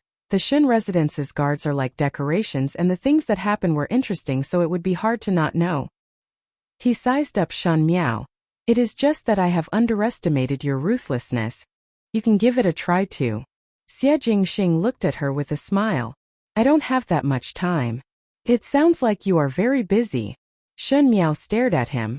But you have so much free time to visit other people's mansions. When she said this, she showed a little anger. Xie Jingxing could always easily draw out the little emotions in her heart.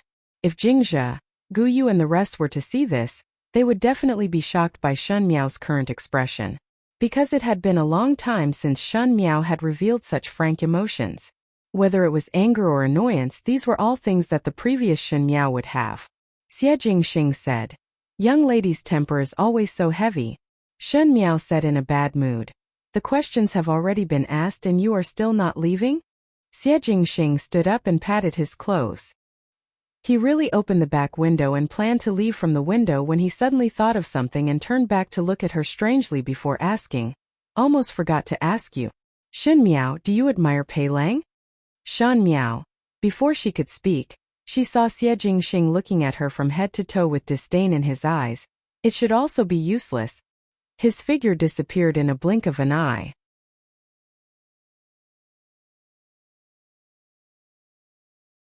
Chapter 361. This bastard. Shen Miao almost ground her teeth. But one saw Jingzhe knocking on the door from the outside. Young lady, the water has started to boil. This servant will help you put in the spices. Upon entering, she asked curiously, why is young lady standing in front of the window? Be careful not to catch a cold. Shen Miao withdrew her gaze. Nothing. I just chased away a wild cat. A wild cat? Jingzhe smiled. It is common for wild cats to appear in this season, but they only disturb one's dreams. One will chase them out tomorrow to save trouble. It is better to add arsenic. Shen Miao said, clean death? Jingzhe was somewhat puzzled. At the other end of the Shun residence, Wan Yinyang's eyes were filled with worry and seemed to be somewhat resentful as she said to Shan Dongling. One do not know what fifth young lady said to Foreign that day, but these days the servants in Kai Yun Yuan said that Foreign's illness is getting better day by day. Now that he recognized him, he didn't throw a tantrum. Now that he was able to do things, he even asked the servant beside him to cook porridge for his master. It seemed like he wanted to regain his master's favor. If that day really comes, I'm afraid that it will be another day of suffering for us. Wan Yinyang was somewhat complaining. It seems that fifth young lady really want to help Foreign and even treat Foreign's illness. Shen Dongling was combing her long hair in front of the table. When she let her long hair down, it just so happened that she was facing the light, and the pale color on her face eased up a bit. Her face became even sharper, and her eyes were big. She was a vivid little beauty. She said, Yinyang is worrying too much. No matter how great fifth sister's ability is, it is impossible for her to bring the dying back to life. It seems that Madam has always been pretending to be crazy. Fifth younger sister said something to her, and made her think it through and stop pretending. What? Wan Yinyang was shocked. Ling, you said that Foreign had been acting crazy all along. Then for so long Master has been taking care of us. Isn't it all seen by Madam? Once Madam has the chance, she will definitely not let us off. What's there to worry about, Aunt? Shen Dongling casually combed her hair with a silver comb as she said. Because of Dejie and second brother's matter, Father already looks down on Foreign. Even if Madam really woke up, Father would at most be tolerant towards her on the surface, but in his heart, he would definitely be disgusted. It is impossible for Foreign to regain her previous position and Foreign herself knows this. Yinyang can relax. Wan Yinyang was puzzled. Since Foreign knew that Master would not forgive her, why did she not continue to pretend to be crazy? What did fifth miss say to her that made her change her mind? Madam has nothing but seventh younger brother now. Fifth younger sister is probably making a fuss about seventh younger brother's matter. Yinyang must also work hard to give father a son. No matter if it's a bastard son or a legitimate son, as long as you give birth to a son, you will be able to stand firm here in the future. No one will dare to step on your head. Wan Yinyang smiled bitterly. How would she not want to give birth to a son? In the early years, she was completely suppressed by Ren Wanyun, and if she did not give birth to Shen Dongling, who was a daughter, both mother and daughter would not be able to live until now. Now Ren Wanyun was crazy, but Sheng Gui had always been fickle in relationships, and she was not a young female, so how could she keep Sheng Gui's heart? How could they coincidentally give birth to a son? As her thoughts ran wild, Wan Yinyang diverted the topic. What is the use of saying all these? Linger might as well guess what fifth young lady is trying to do. Helping Foreign is the same as going against us. That might not be so. Shen Dongling shook her head.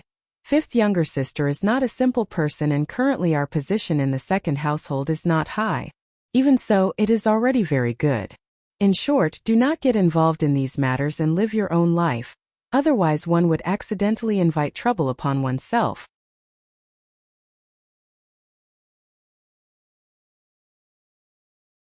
Chapter 362. Wan Yinyang listened with fear and trepidation and asked tentatively, "So, do not look, do not ask and do not speak." Shen Dongling looked at herself in the mirror. "Let nature take its course. There will be a day when we can live a good life." In the Shen residence, not only the people of Kaiyun Yuan were discussing about the matter. In Qiu Shui Yuan, Ren Wanyun's name was also mentioned. Chun Roqiu was wearing a plain white robe as she sat on the bed and said, "Second Saw's health is getting better. Master, what did second older brother's side say?" Shen Wan rubbed his forehead. Because of Shen Yuan's matter, the colleagues in court were quite critical of the Shen family. Even he was implicated and these days were not easy. He shook his head. Second older brother did not mention about this matter. Even if second Saw is really well, the second household would only be left with seventh older brother.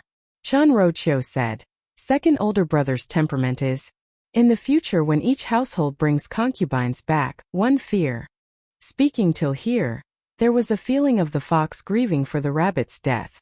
The difference between her and Ren Wanyun was that Chun Roqiu was able to firmly grasp Shen Wan's heart, but the third household did not have any sons, and now that Shen Yuan was dead, in old Shen Furen's eyes, one fear that she was anxious to let her two sons bear branches and disperse leaves. Shen Gui's side was unfilial and was not a devoted person, but on Shen Wan's side, if he was pressed, Chun Roqiu could not help but panic. How long could a man's favor last? But her stomach did not live up to expectations. Shen Wan noticed that Chun Roqiu's expression was ugly and asked puzzledly, "What is wrong with you? Is your body not feeling well?" Chun Roqiu forced a smile and shook her head. "Just thought of eldest brother and eldest Saw's matter." After a pause, Chun Roqiu then said, "Eldest brother and eldest Saw have already decided to separate and even threatened to invite the elders of the family. One fear that they are not afraid of carrying the charge of being unfilial. This matter was not handled properly by mother." Shen Wan said, "Being held by others, and if eldest brother was angered, he would mention the matter of mother framing chore and the entire capital would poke our backbones." Chun Roqiu nodded her head, "Correct. Most likely it is because of this point that eldest brother and eldest Saw are so sure." Chun Roqiu said, "It has been peaceful for so many years. Why is there a need to separate at this juncture?" She could not help but think of Shen Miao. Ever since Shen Miao's temperament changed, many things in the Shen residence had quietly changed. In the past, Shen Xian and wife treated the rest of the Shen family well, but that was because Shen Miao treated them well. Now that Shen Miao showed her dissatisfaction, Shen Xian and wife's attitude immediately changed. Shen Wan sighed as Chun Roqiu asked, "Master, is there any leeway to turn this matter around?" Shen Wan shook his head. "If it were us, we wouldn't be able to accept it either. Big brother and his family were people who couldn't tolerate a grain of sand in their eyes, and the one they valued the most was Xiaowu. The Jing family and mother conspired against Qiu'er and Xiaowu, which was a taboo of eldest brother. They were already being merciful by only separating from the family. If it was eldest brother's temper in the past, I'm afraid he would have flipped this Shen residence upside down." "But," Chun Roqiu said, "it's not a good thing for us to separate now."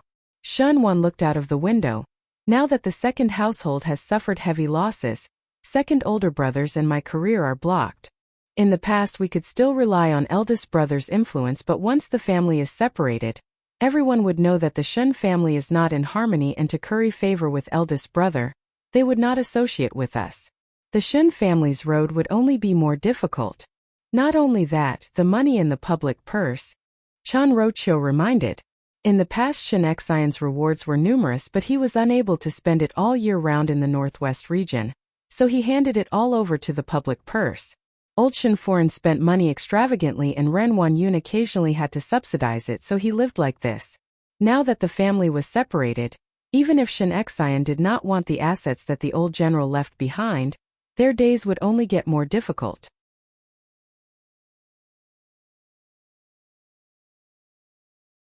Chapter 363. If it is only like this, then it is fine. Shen Wan's eyes flashed a trace of gloominess.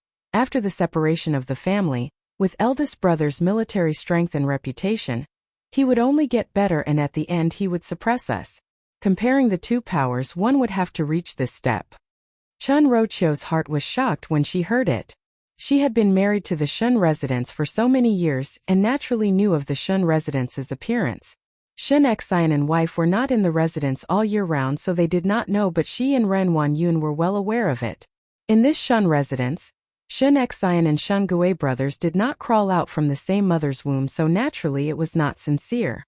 The better Shun Xian lived, the worse the other two households would be. There would be a day when everyone would be in opposition, but one did not think that this situation would come so quickly. Master, even if it is for your, one cannot let us be suppressed. Chun Rocho massaged his shoulders, but how to deal with them? Now that eldest brother is wary of us, it would not be that easy to take action. Shun Wan shook his head. Moreover, his soldiers are not ordinary, so it would be harder to find loopholes. One must wait for an opportunity. Shun Wan said. The most urgent matter is to find a good family for Yuer. Pay attention these days. Chun Rocho probed. Master, His Highness Prince Ding. First, one must not have any ideas on Prince Ding. Shun Wan said sharply. Just after the matter of Yuan, the people in court are afraid of getting involved with the Shun family, and one need to pay more attention to the princes. If one were to think of Prince Ding at this time, Prince Ding would not be happy. Chun Rocho nodded her head. This concubine understands. Master should also rest early. On the morning of the second day, Shun Miao had just eaten when she saw Shuangjiang panting as she ran in. Upon entering the room, she said, Young lady, something happened. Speak slowly if there is something to say. Why are you so anxious? Guyu reprimanded. Shuangjiang stuck out her tongue but still could not hold it back and spilled everything out. A few days ago, did the Jing family not set off back to Suzhou? Today the officials from that side said that the Jing family met with bandits on the way back, and were all killed by the bandits. Knowing that the Jing family and Old Foreign have some relations, the officials then came to inform. Shuangjiang patted her chest and said with lingering fear, Now this bandit is getting more and more rampant. They dare to kill people in broad daylight and did not leave a single person alive. If one knew it was like this, the Jing family would regret coming to the Ding capital. Shun Miao's eyes drooped down. Whether the Jing family was silenced by bandits or not, it would depend on one's thoughts. But Shun Miao knew that Sun Tianzheng's methods had always been swift and decisive, just like in the court. This matter started because of Jing Chuchu and Sun Kainan lost his life. How could Sun Tianzheng be willing? Shun Miao believed that if it was possible, Sun Tianzheng could not wait to silence the entire Shun family. But the Shun family wasn't the Jing family. The Jing family would still have the same ending as in the previous lifetime, losing their lives because of Jing Chuchu's greed. Now that Jing Chuchu was still in Sun Tianzheng's hands, Sun Tianzheng would not let Jing Chuchu die easily. To live in despair like this was perhaps more painful than death. But this had nothing to do with her anymore. Shun Miao said to Guyu, What about the prepared things? Guyu said, It is in the chest, but... Guyu was somewhat hesitant. Young lady, you really want? Go and get it. Shun Miao interrupted her words. After an hour, 4 people walked out of the western courtyard side door of the Shun residence. Among the 3 of them, the leader was a young gentleman with delicate features. He was wearing a moon-white robe and a hat, and could be considered as an elegant gentleman. It was just that he was a little short, but he was somewhat adorable like a carved jade. His pair of bright eyes were rarely clear. With this kind of looks, he would be sought after even in a small brothel.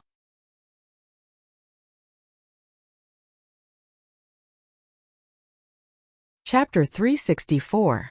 Following closely behind him were 2 people dressed as attendants. But when he walked, he was a little clumsy and awkward. Behind the follower was a guard. Compared to the 3 of them, he was much taller. Do not be afraid, Shun Miao said. Be more courageous and do not give yourself away. These 3 people were not others but Shun Miao, Jingzhe, Guyu and Emoqing. Jingzhe and Guyu were not used to wearing male's clothing, so they had a sullen face and were somewhat afraid, but Shun Miao was very calm, which made Emoqing's heart have some misgivings. However, she did not know that when she was a hostage in the Qin state, she was teased by the royal family. They made her dress up as a man for several months. Now that he was acting, he looked very lively. When the 3 of them boarded the carriage, Emoqing personally drove the carriage and Guyu asked Shun Miao, Young lady, are we really going to Bao Xianglu? Of course. But, Guyu said, We have words that cannot be said outside. If someone sees young lady visiting a brothel, she could not continue because Guyu did not know what would happen when a female visited a brothel. Baoxianglu is a business place, and a business place only needs to pay money. Those who visit the brothel do not care about etiquette and morals, and it is originally a place to indulge in debauchery. No one would notice if they were to put on a show. Jingzhe and Guyu looked at each other and saw the helplessness in each other's eyes. Shen Miao's ideas were very big, and once she decided on something, even 9 bulls would not be able to pull her back. Moreover, there would always be all kinds of high-sounding reasons. Now that he had come this far, he could only wait and see. In the elegant room of Kuai Hualu, someone lifted the curtain and walked in. Ji Yushu said, "Third older brother Xie, you came just in time. There is something to tell you, Prince Ding." "Huh?" Gao Yang suddenly exclaimed. His hand that was holding the wine cup paused as he muttered to himself, "Why is it different this time? What's different?" Xie Jingxing said as he sat down by the window. He poured himself a cup of tea and followed Gao Yang's gaze. Below Baoxianglu, a horse carriage stopped and a few people came down. The person in the lead was Emo Qing. Behind Emo Qing there were 3 youths that followed. In the past, the one with the surname Emo always came and went alone. Why are there so many people here today? Is this also Shen Miao's order? Gao Yang propped his chin up and sized him up. "Let me see." Ji Yushu stretched his neck to take a look, and a flash of inspiration appeared. Could it be that Shen young lady is actually using money to reward servants who do well? If the servants did a good job, they would be rewarded with a day trip to Baoxianglu. I also want to be a servant in Shen young lady's residence. Step aside. Gao Yang pushed Ji Yushu's head away and said, "Why do I feel that these few people look somewhat familiar?" Before he finished his words, he saw Xie Jingxing spurt out a mouthful of tea. "Third brother." Ji Yushu, who was sprayed all over, jumped up in a flurry and said angrily as he tidied up his clothes, "What are you doing?" Xie Jingxing ignored him and stared at the few people downstairs in surprise. They actually came by themselves. "Myself?" Gao Yang caught on to the meaning behind his words and looked down carefully. When he saw it clearly, he almost fell over on his back. Who else could it be if it was not Shen Miao, who was the leader that was carved from jade? Under the heavens there were really females who dressed as males to visit brothels. If one did not see it with one's own eyes, Gao Yang would have thought that such things would only appear in dramas. Shen Miao followed Emo Qing into Baoxianglu. When the young lady at the door saw Emo Qing, she went up to greet him with a smile. "Lord Emo, it is better to pick young lady Luing." Emo Qing nodded his head. That young lady then seemed to notice the few people behind Emo Qing and hesitated for a moment. These few.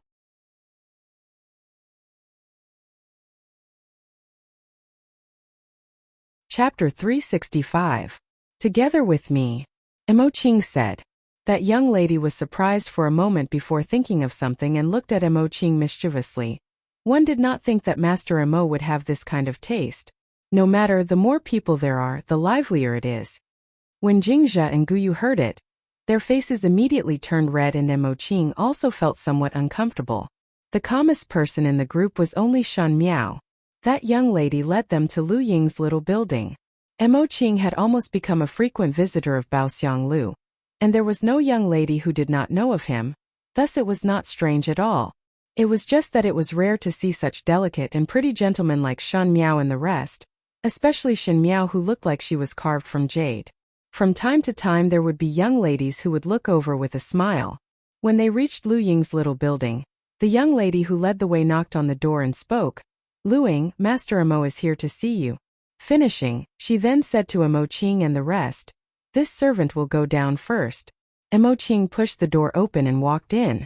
There was a female sitting in front of the dressing mirror with clothes loosely draped over her body, and her black hair was like a waterfall as she was dressing up in front of the mirror. Hearing the commotion, she did not even turn her head back as she said, "You came early today." Jingzhe and Guyu looked at Emo Qing strangely before Emo Qing coughed twice. "Not only me." Lu Ying's hand that was dressing paused, and when she turned her head over, she was first startled when she saw Shen Miao and the rest before a trace of anger climbed up her pretty face. "What is the meaning of this?" Not waiting for Emo Qing to finish, Lu Ying sneered. "If you want to play like this, It is possible, but you have to pay twice the amount of money. When the words were said, not only Jingzhe and Guyu, even Shen Miao looked at Mo Qing strangely. Mo Qing was somewhat embarrassed as he did not know why Lu Ying, who treated him with a much better attitude a few days ago, flew into a rage today, and that kind of cold alienation started to appear again. Young lady Lu Ying, this one is Mo Qing's master. Shen Miao opened her mouth to break the deadlock and smiled gently. We are not here to play today. Jingzhe and Guyu wanted to cover their eyes and could not wait to pretend that they did not know.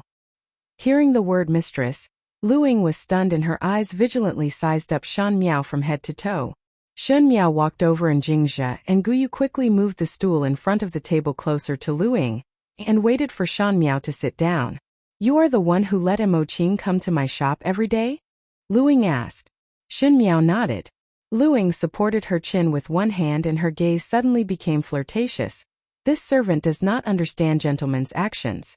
Could it be that you have fallen in love with me? Mo Qing looked up at the sky. Lu Ying was after all a female in a brothel, and when she did such a brothel, it could be said that she had reached the point of perfection. Jingzhe and Guyu revealed a look of disdain. Shen Miao looked at her. What does young lady Lu Ying think? Lu Ying carefully sized up Shen Miao and her gaze paused for a moment before suddenly smiling. This young lady wants to play the fake phoenix trick in the play script? She actually saw through Shen Miao's female identity. Shen Miao was not surprised. She was born delicate and pretty, and when she was dressed up as a male, her skin was as white as jade and her brows were similar. She was excessively delicate when she walked, so when one looked seriously, naturally it would not escape the eyes of others. I want to redeem your freedom, Shen Miao said. Lu Ying could not laugh anymore. She had been sold to Bao Xianglu for quite some time, and now naturally it could not be compared to that time when she was extremely popular. There were fewer and fewer people asking about her, not to mention spending a large sum of money to redeem her freedom. Lu Ying does not understand young lady's meaning. I was fortunate enough to obtain a handkerchief, and it was a rare double-sided embroidery. There were only a few dozen people in the entire country who knew how to do double-sided embroidery. Shen Miao said. After many inquiries, one came to know that it was done by young lady Lu Ying. You. Lu Ying's hands tightened. How did you know that it was done by me? Shen Miao waved her hands. It is not important how I know.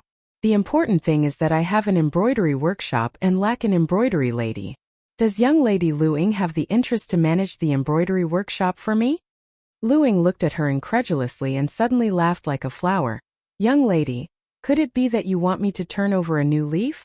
Jingzhe and Guyu were somewhat dissatisfied with Lu Ying's attitude at this moment, and Mo Qing also slightly frowned. How many prostitutes long to wash themselves clean, and Lu Ying was still young. If she washed herself clean, she might have a good future. I was sold to this place from the start. Lu Ying's face was frivolous. What I learned is bedroom skills and only know how to serve and please a male. Young lady, let me manage the embroidery workshop and sell hard labor. I am not able to live through that kind of bitter days. Not afraid that I will collapse the embroidery workshop? Shen Miao stared at her and smiled gently. Whether it collapses or not is my matter. But whether to do it or not is your matter. She played it down. It is just that. This matter is dispensable to me, but to you, it is the only way to leave this place. There are thousands of people in the world and tens of thousands of industries. Everyone has their own way of living. To me, one do not feel that a female in a brothel is lower than others, but the world's view is so. Shen Miao said, just like my guard Mo. She is also a slave, but no one would look down on her. My personal maids, some people would even envy them. The world is like this, and people are divided into 3, 6, and 9 ranks. Who would not want to be a person above others, and who would want to be ridiculed by others every day?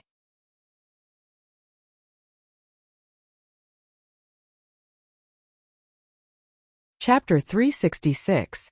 There are thousands of people in the world, thousands of industries, and everyone has their own way of living. To me, I don't think that the women in the brothel are lower than others, but that's how the world sees it. Shen Miao said, just like my guard Mo. He is also a slave, but no one would look down on him. My personal maids, some people would even envy them.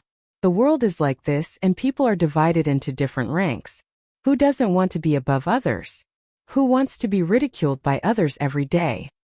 You. What Luing hated the most was that people would talk about her background, and when she heard that, she was even angrier. Shen Miao said, "You might as well consider it. Since young lady looks down on people who have fallen into prostitution, why is there a need to say such words to me?" Luing was not angry but laughed instead. "I look down on people who are willing to be reduced to prostitution." Shen Miao stood up and said, "After a few days, Guard Mo will come over again. Young lady Luing need not be anxious to answer me. But using one's looks to please others will never end well." Shen Miao gave Mo Qing a look, and Mo Qing quickly took out an ingot of silver and placed it on the table. Luing swept a glance at him, and there was some anger on her face. Mo Qing was also very embarrassed. Shen Miao did not intend to stay long and nodded her head to Luing before getting up to leave. One did not know what Luing looked like behind him. When they were out of Bao Xianglu's doors, Jingzhe then said indignantly, "Gu." Young master had good intentions to redeem her, but did not think that she would not appreciate it. "My good intentions are not rewarded." Mo Qing wanted to say something but finally endured it. Gu asked, "Young lady, are we going back now?" Shen Miao did not answer, and her body did not move. Gu found it somewhat strange and saw that Shen Miao seemed to be looking at something. Following her gaze, she saw that the place she was looking at was the opposite corner of the street, and there was a green-clad person standing there, looking at the little building of Bao Xianglu. Before Gu was able to speak, she saw Shen Miao lifting her feet and walking over. Under the eaves, the green-robed man stood straight, his eyes staring in the direction of the Luing small building. He was so engrossed that he did not even know when someone had come to his side. A light cough interrupted his train of thought. He saw 4 people standing in front of him. The young man in the lead was dressed in a moon-white robe. He had delicate features and looked like he was carved out of jade. Who knew which family he was from? At this moment, she looked at him with a faint smile on her lips. Pei Lang was stunned. He felt that this young man looked familiar. The young man nodded at him. "Mr. Pei." "Shen Miao." Pei Lang's eyes widened slightly. He looked at the attendants and guards behind Shen Miao and looked at Shen Miao again. Most likely he was somewhat shocked and said, Why are you dressed like this?" It was not rare for a female to dress up as a male. In Mingqi, many young ladies would occasionally dress up as a male for convenience, and when they dress up they would have a different kind of beauty. But Shen Miao. Pei Lang looked at the handsome youth in front of him and did not know what to say for a moment. "I just came out from Bao Xianglu," Shen Miao said. Pei Lang coughed all of a sudden, and his face turned red. It was not uncommon for a woman to dress up as a man, but this was the first time he had heard of a woman dressed up as a man visiting a brothel. But Shen Miao still had a very magnanimous look, without a trace of shyness. Shen Miao suddenly took a step forward and moved closer to Pei Lang. With a paw sound, she opened the fan in her hands and covered both of their faces. She softly said at the other end of the fan, "Everyone said that the young ladies of Bao Xianglu are the most beautiful in the world, so I specially went for a stroll. Recently there are many new Persian dancers, and each of them are incomparably fragrant." Even if Pei Lang was calm and composed outside, and was able to deal with high officials and noble people with ease, but facing Shen Miao's slightly ambiguous actions, he was somewhat at a loss. Not to mention that Shen Miao was talking about all these messy things, it made him suddenly have an illusion, as if the person in front of him was really that noble gentleman who walked on horseback and slept with flowers and willows, and was discussing with him which family's dancers were more beautiful.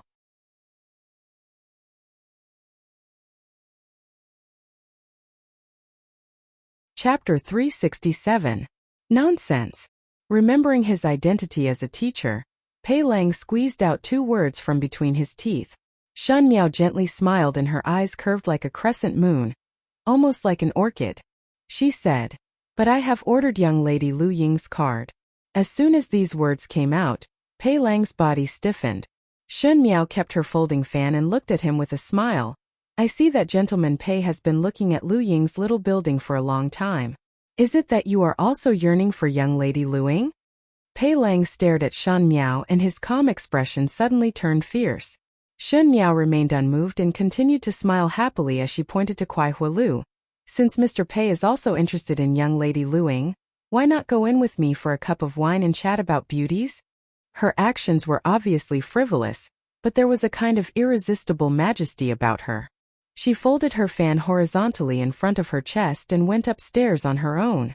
She left a sentence from afar: good wine and chatting with beautiful women is the happiest thing in the world. Even though Jingzhe, Guyu and Mo Qing trio did not understand the meaning of Shen Miao's words, they had never refuted Shen Miao's decisions and immediately followed in. Pei Lang stood there alone. After a moment of hesitation, he made up his mind and followed her in. At the window seat upstairs, Ji Yushu suddenly jumped up. Look! I already said that Shen young lady admires that Pei Lang and went in such a big circle to pick young lady Lu Ying's name. It was also that she could speak with Pei Lang today. Gao Yang ignored him and secretly guessed. Just now she used the fan to cover her face. What did she say to Pei Lang? Gao Yang shook his head. She used the fan to cover it. Could it be that she knows that you can read lips? When he said that, Gao Yang looked at Xie Jingxing. Xie Jingxing shrugged his shoulders, indicating that he did not agree or disagree. Speaking of which, just now the action of Shen young lady waving the fan was so elegant that it was even more outstanding than me. Ji Yushu sighed. How could such a beautiful person fancy a poor scholar? Even if you follow me, it's still better than that pretty boy who can't even afford to visit a brothel. Xie Jingxing stood up and Ji Yushu asked, where are you going? Of course it's to listen to what they have to say. Xie Jingxing smiled meaningfully. I want to see what kind of chess piece Pei Lang is. In the elegant room of Kuai Hualu, Mo Qing stood by the door while Jingzhe and Guyu stood on both sides with their heads lowered, as if they did not exist. At the table, Shen Miao was pouring wine. The wine was Lu wine. Its color was like amber and it smelled fragrant. This wine wasn't intoxicating. As long as one's alcohol tolerance wasn't too bad, drinking a little would be fine. Shen Miao poured 2 cups and her posture when pouring the wine was very elegant. Her fingers grabbed the handle of the wine pot, and when the crystal clear wine was poured into the small jade cup, the sound was very pleasing to the ear. Pei Lang watched helplessly as Shen Miao pushed a cup of wine in front of him and said with a smile, Gentlemen, please drink. Shen Miao. Pei Lang directly called her by her name and his expression had not eased since he entered. He said, What exactly do you want to do? Mr. Pei is actually so anxious to talk about beauties without wine. Isn't it like a cow chewing peonies? Shen Miao looked at him calmly. Pei Lang was dumbfounded by her words. He had stayed in Guangwentang for several years and the people that he met were all respectful to him. Even the most mischievous student would not speak to him in such a frivolous tone. If it was other people it would be alright, but it was Shen Miao. Pei Lang always felt that Shen Miao was not a frivolous person, and speaking like this made him unable to figure out the other party's background. Seeing that Pei Lang did not speak for a long time, Shen Miao gently laughed. She said, Just joking with Mr. Pei. Why is Mr. Pei so nervous?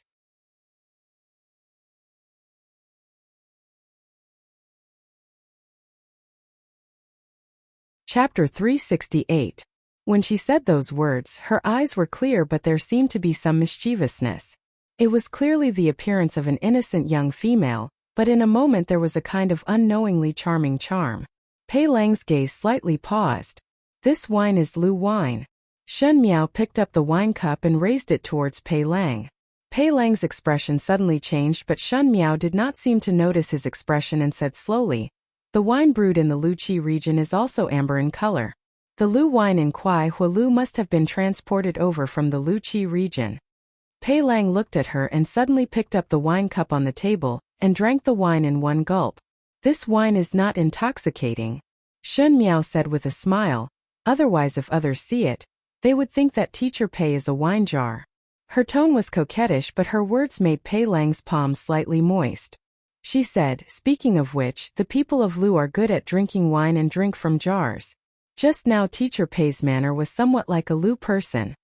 Pei Lang pursed his lips and did not speak, but his gentle eyes were somewhat distorted. Shen Miao supported her cheek with one hand and her face was slightly flushed from the wine. Even if she was not intoxicated, there was a faint blush on her face, and when she squinted her eyes, she looked like a crabapple sleeping in spring. But because she was dressed as a male, it was refreshing and pretty, and there was a different kind of charm. She said, I remember that 10 years ago, there was a prefectural magistrate of Lu who also seemed to have the surname Pei. If one did not know, one would think that teacher Pei and that person were from the same family. Pei Lang suddenly placed the wine cup on the table and at the same time, Emochine glared and his right hand pressed on the sword at his waist. Unfortunately, that prefectural magistrate Pei's residence was involved in an old matter of the previous dynasty, and his entire family was beheaded by His Majesty. In the entire residence, the males were all executed and the daughters were exiled to be prostitutes for officials. Shun Miao could not stop laughing. One heard that prefectural magistrate Pei's residence had a pair of outstanding children, and they were still young but died in this storm. Pei Lang's lips were slightly trembling as he asked word by word, "Who exactly are you?"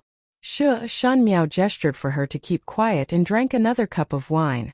Her snow-white face flushed red as she said, "Actually, I was fortunate to hear of a secret. Seeing that Gentleman Pei is also surnamed Pei, there is no harm in sharing it with Gentleman Pei." That prefectural magistrate Pei's residence had the ability to send a pair of children to escape and avoid disaster. Unfortunately, the officials were hot on their heels, so they could only protect one person. Hence, prefectural magistrate Pei managed to protect his son, but his daughter was captured by the officials. She regretfully shook her head. The government officials are like wolves and tigers. They never show mercy to the families of sinners. That little girl was caught. How could she have a good ending? Shun Miao sighed. If I were to say, that prefectural magistrate Pei knew that his daughter would fall into the tiger's mouth and her life would be worse than death, but he still pushed his daughter out. It is somewhat heartless. Pei Lang closed his eyes, a pained expression on his face. Mr. Pei, you must be feeling the same way. Shun Miao smiled as she looked at him, but one would think that this has nothing to do with Mr. Pei, because Mr. Pei is not from Lu. Mr. Pei is a merchant that was born in the Ding capital. Speaking of these, it is only because this Lu wine is intoxicating and one was momentarily sentimental. The gentleness on Pei Lang's face suddenly disappeared and was replaced with a strong vigilance and precaution. He said, "This is General Shun's intention?" Shun Miao shook her head. "My father dotes on me and gave me an embroidery workshop. The embroidery workshop is lacking an embroidery lady." Shun Miao dragged her voice. One heard that more than 10 years ago, prefectural magistrate Pei's eldest daughter knew double-sided embroidery since young. Coincidentally, this Baoxiang Lu's young lady Lu Ying also knew double-sided embroidery. I thought that since both of them were reduced to prostitution and knew double-sided embroidery, perhaps young lady Lu Ying and that sinner's young lady had some relation. As for me, I had some compassion and saved her from prostitution. Shun Miao looked at Pei Lang and said, "Mr. Pei, do you think that this student did the right thing?"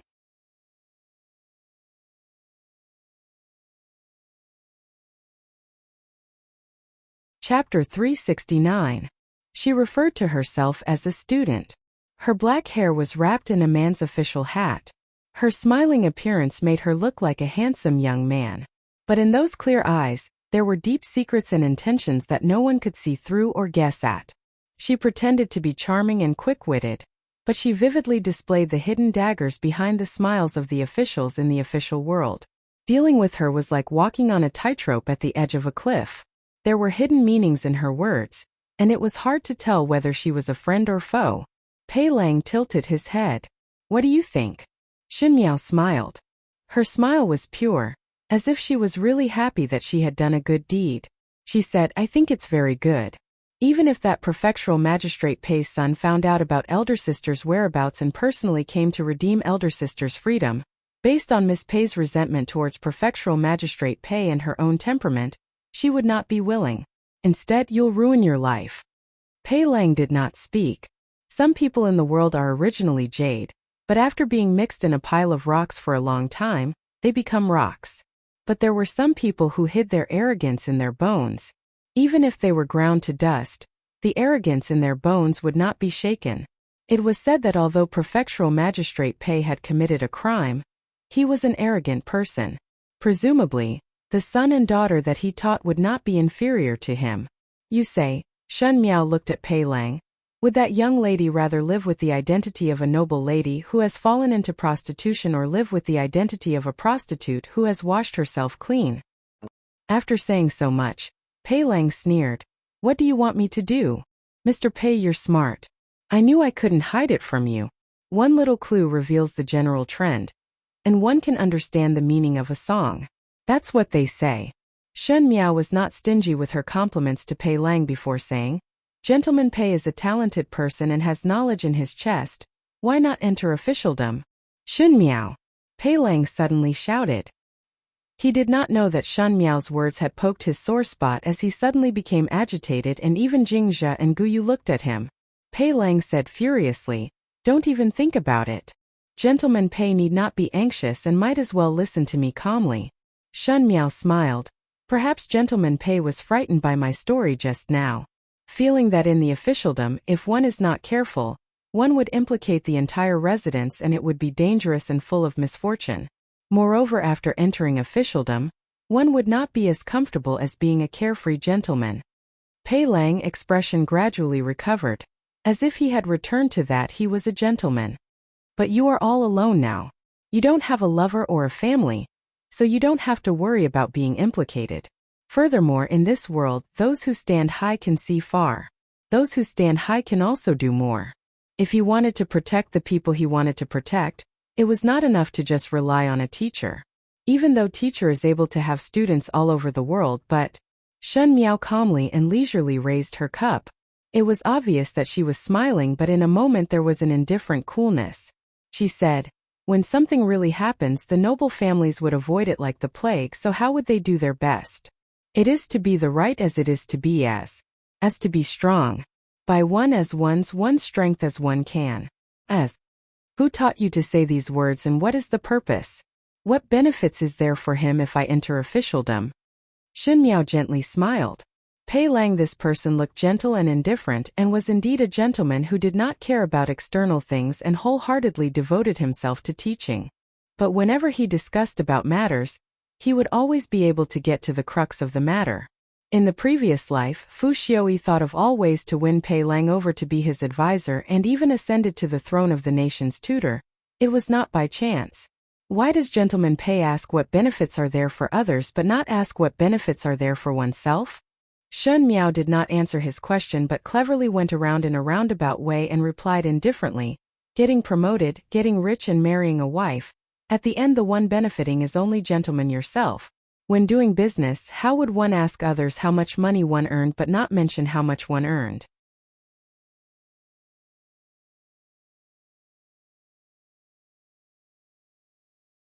Chapter 370. How did I profit? Pei Lang said lightly. Teacher did not profit but young lady Luing did. Shen Miao smiled as she looked at him and her bright eyes flashed. A female turning good and having a steady reliance for the rest of her life is equivalent to saving another's life. Pei Lang stared at Shen Miao. If at this time he still did not understand Shen Miao's intention, then he would be a real fool. After entering officialdom, what do I need to do? Pei Lang asked. Shen Miao looked at him with satisfaction. It was Pei Lang's usual style to weigh the pros and cons in the shortest time and make the most advantageous choice. But her mind could not help but think of the time when Fu Xiaoyi deposed the crown prince. She also knelt down and begged Pei Lang. Pei Lang's tone of discussion was as rational and ruthless as now. Now the chips were in her hands and this once high and mighty imperial tutor could only be manipulated by her. Shen Miao's heart floated with a trace of shallow comfort. This comfort was shown on her face and became joy. Actually, it is nothing much. Shen Miao said. Teacher is overflowing with talent, and even if one does not take the initiative to enter officialdom, 1 year later there would naturally be noble people who would solicit you. One only hoped that at that time teacher would not reject the noble person and think of ways to agree to it. Of course on the surface one would agree, but one must be used by me. You want me to be an insider? Pei Lang looked at Shen Miao incredulously. Shen Miao shook her head. How can it be considered as an insider? Teacher can be promoted and get rich. I guarantee that teacher's identity will not be exposed and only need to tell me some news at certain times. Pei Lang was silent for a moment before looking at Shen Miao. Who is the noble person that you are talking about? Shen Miao smiled gently. Prince Ding Fu Xiaoyi. Pei Lang was startled and involuntarily looked at Shen Miao again. He knew that Shen Miao was in love with Prince Ding in the past to the point that it became a laughingstock in the city, and also knew that Prince Ding, that kind of hidden person, would be dismissive of Shen Miao. Afterwards one did not know when it started, but Shen Miao seemed to have changed into another person. Pei Lang had always felt that there was someone behind Shen Miao giving pointers, but at this moment thinking about it, he could not help but guess. Could it be that it was because love turned to hate that she even schemed against Prince Ding? But just because love was not reciprocated, one would do such things? Pei Lang was confused. The girl in front of him was pretty in men's clothing. After drinking wine, there was a faint blush on her cheeks. She was in the prime of her youth, and her appearance was fair and lovely. Her eyes were like a newborn cub's, untainted by even a speck of dust. However, in her every movement, there was an inadvertent flirtatiousness. Pei Lang felt a little uncomfortable. To him, talking to a young lady of Shen Miao's age was like an elder talking to a younger generation, or at least like an older brother talking to a younger sister. But at this moment it seemed that he was the one at a disadvantage. His every move was being led by the nose, and he couldn't even resist. "What do you want?" Pei Lang had asked this question many times, and until now, he was not sure if the person who did these things was someone else or Shan Miao herself. It was as if his trump card had been seen by Shan Miao, but he did not even understand Shan Miao's initial purpose. He was absolutely suppressed. "I don't want to do anything. I just want to make a decision that's good for me and Sir."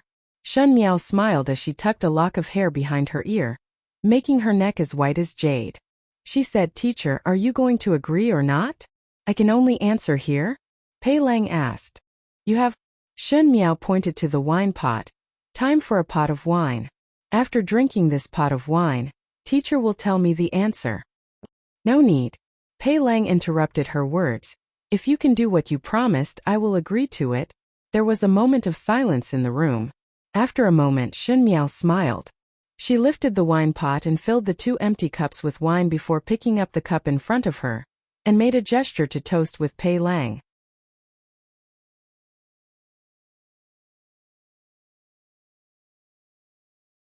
Chapter 371. Pei Lang hesitated for a moment before raising his cup. There was a strange feeling in his heart.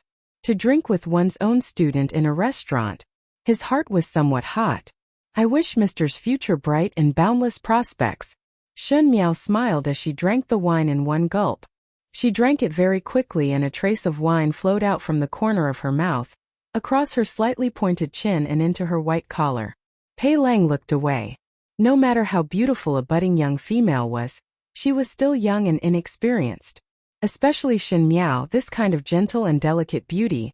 She was dignified and reserved. Pei Lang was not a person who loved beauty, but for a moment, his mind was in a mess as he felt that this was not right and out of place. A trace of carefreeness flashed in Shen Miao's eyes.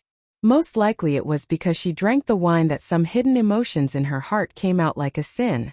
She remembered that Pei Lang had a dignified and solemn appearance, and was most particular about reason. In front of Pei Lang, she vividly interpreted the 4 words "motherly model of the world," but at the end she was still defeated by Pei Lang's pros and cons. That was the imperial tutor who could decide Fu Ming's life and death in the previous lifetime, but now she was holding on to his weak spot. In front of Pei Lang, she had the bearing of an empress and could not even cry for Wan Yu. Now, she did not have the dignity of an empress and did not have the virtues of a woman. She dressed up as a male, went to a brothel and drank with a teacher. Her actions were frivolous and unrestrained. What could Pei Lang do? He also could not do anything to her. But that carefreeness was only for a short moment. When Pei Lang agreed, she knew that there was no need to continue pestering him. The flirtatious look that was caused by the wine faded away, and inch by inch she became sober. She stood up and lifted her chin slightly, returning to that slightly dignified Shen Miao. "After young Lady Luing has settled down, one will inform Mr. of the location of the embroidery workshop." Shen Miao nodded her head. "The money has already been paid. Mr. Please drink slowly. One cannot often drink the wine of the Lu." One did not know if the last sentence was sarcasm or politeness, but it made Pei Lang's brows slightly wrinkled as he watched Shen Miao leave with a few people.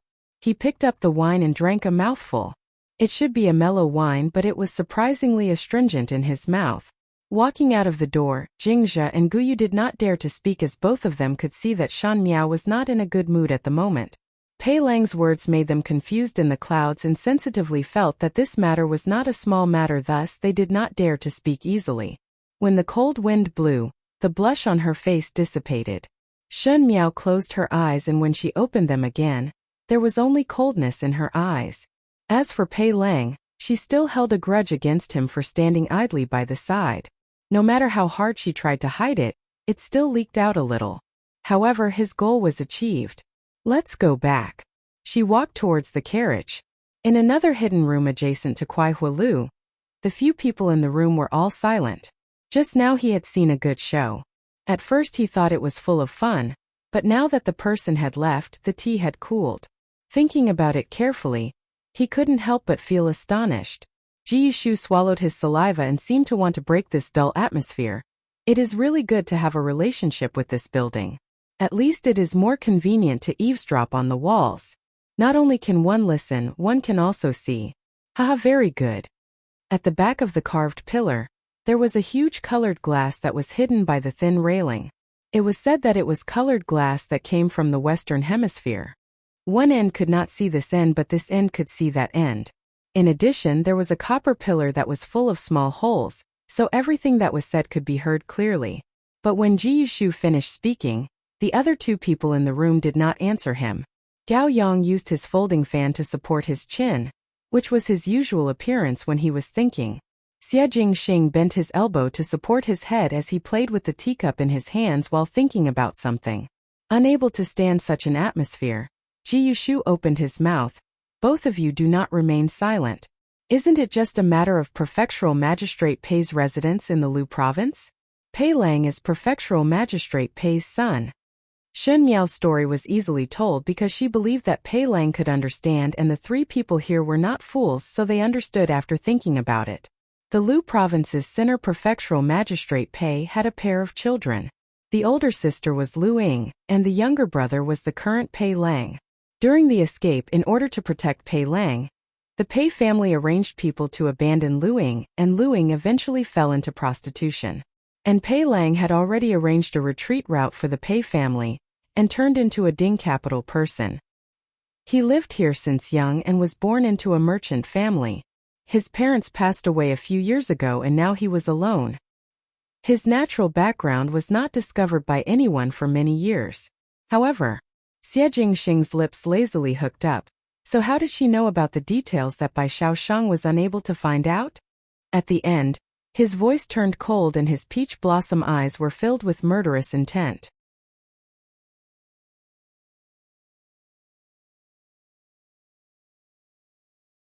Chapter 372. How so? Ji Yushu asked.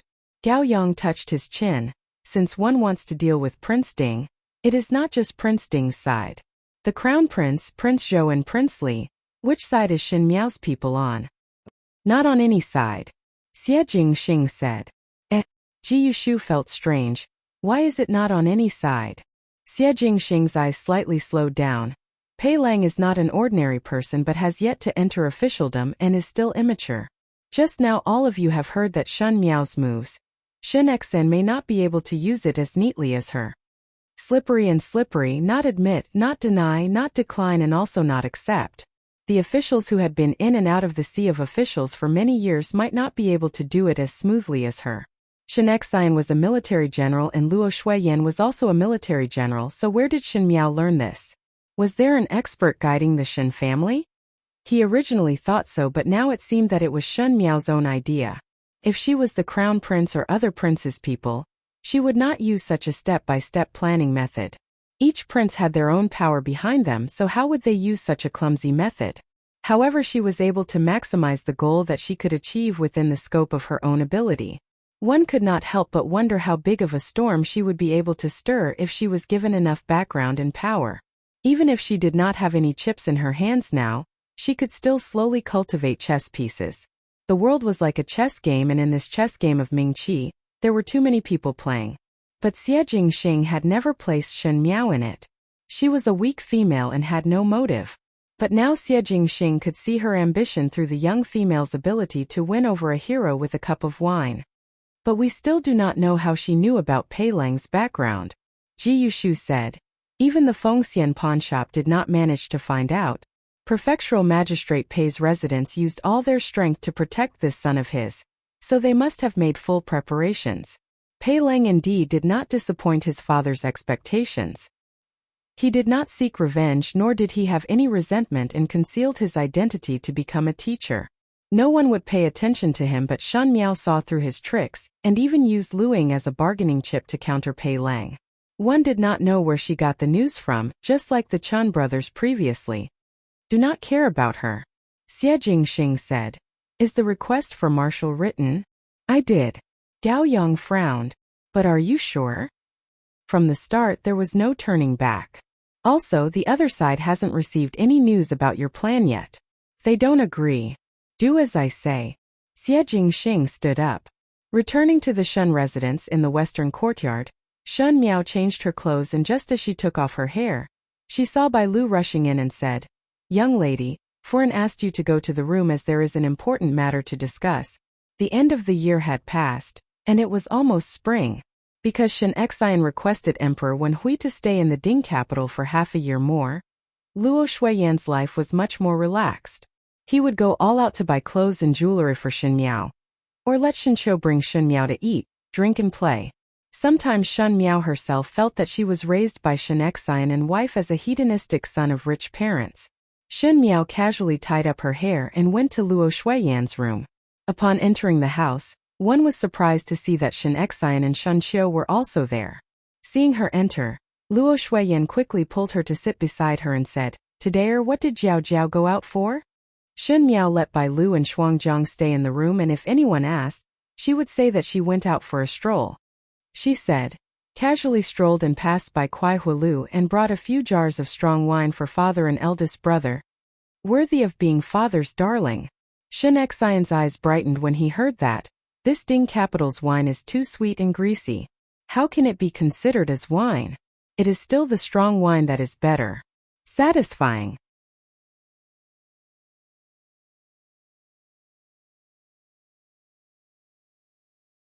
Chapter 373. Shen Qiu was also happy. Little sister is so thoughtful. All you know is to drink. Luo Shuiyan rolled her eyes at the father and son pair and said, Those things can be bought by the servants. Jiao Jiao doesn't need to care about them. You this woman.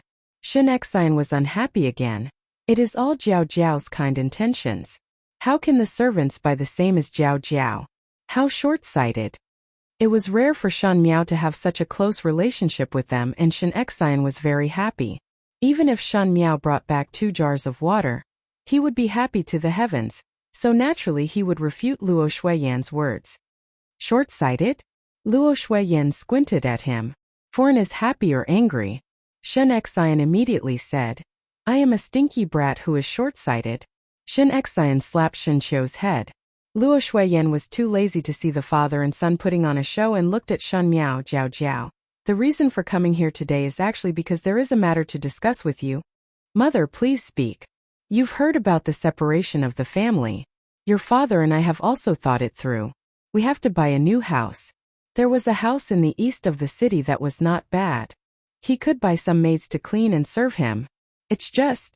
Luo Shuiyan looked at Shen Miao and was somewhat embarrassed. Previously, when your father and I went to the northwest region, we left you behind and felt that with the protection of the Shen family, you would be more stable. Now that the family has separated, if your father, your big brother and I leave, you're a girl. It's not safe for you to live alone in a house, and you're also afraid of people talking nonsense. So, Jiao Jiao, are you willing to go to the northwest with me? Shen Miao was slightly startled. Sister, the northwest is so fun. Shen Qiu saw that Shen Miao was in a daze and quickly said, It is not as exaggerated as what they said. Living in the Shaochun city, there are mountains on one side and rivers on the other. There are also many rare birds and beasts. At that time to hunt, one would be able to get a white tiger skin to make a cloak for you. Nonsense. Luo Shuiyan laughed and scolded. Your sister is a girl. What does she need the white tiger skin for? Shen Qiu scratched his head. There's also a mine. The gemstones there are huge. Sister can also make jewelry. Shen Miao smiled slightly. She was still somewhat hesitant because there were other things to do in the Ding capital, but after hearing Shan Qiu's words, She had some yearning for the Shaochun city in the northwestern region. Who didn't want to live a carefree life? Who was willing to open their eyes and think about how to scheme against others every day? She sighed in her heart. She would just go along with it. As long as she went this once, she would not have to go next year. All right. Under everyone's expectant gaze, Shen Miao nodded her head. I also want to go and experience it. Luo Shuiyin gave a sigh of relief. Shen Xian laughed loudly. I already said that Jiao Jiao would definitely agree. After coming back for so long, when has Jiao Jiao ever despised us martial artists? Younger sister, Shen Qiu was also excited. When the time comes, I will bring you to see my brothers. They all know that I have a younger sister and have never seen you before.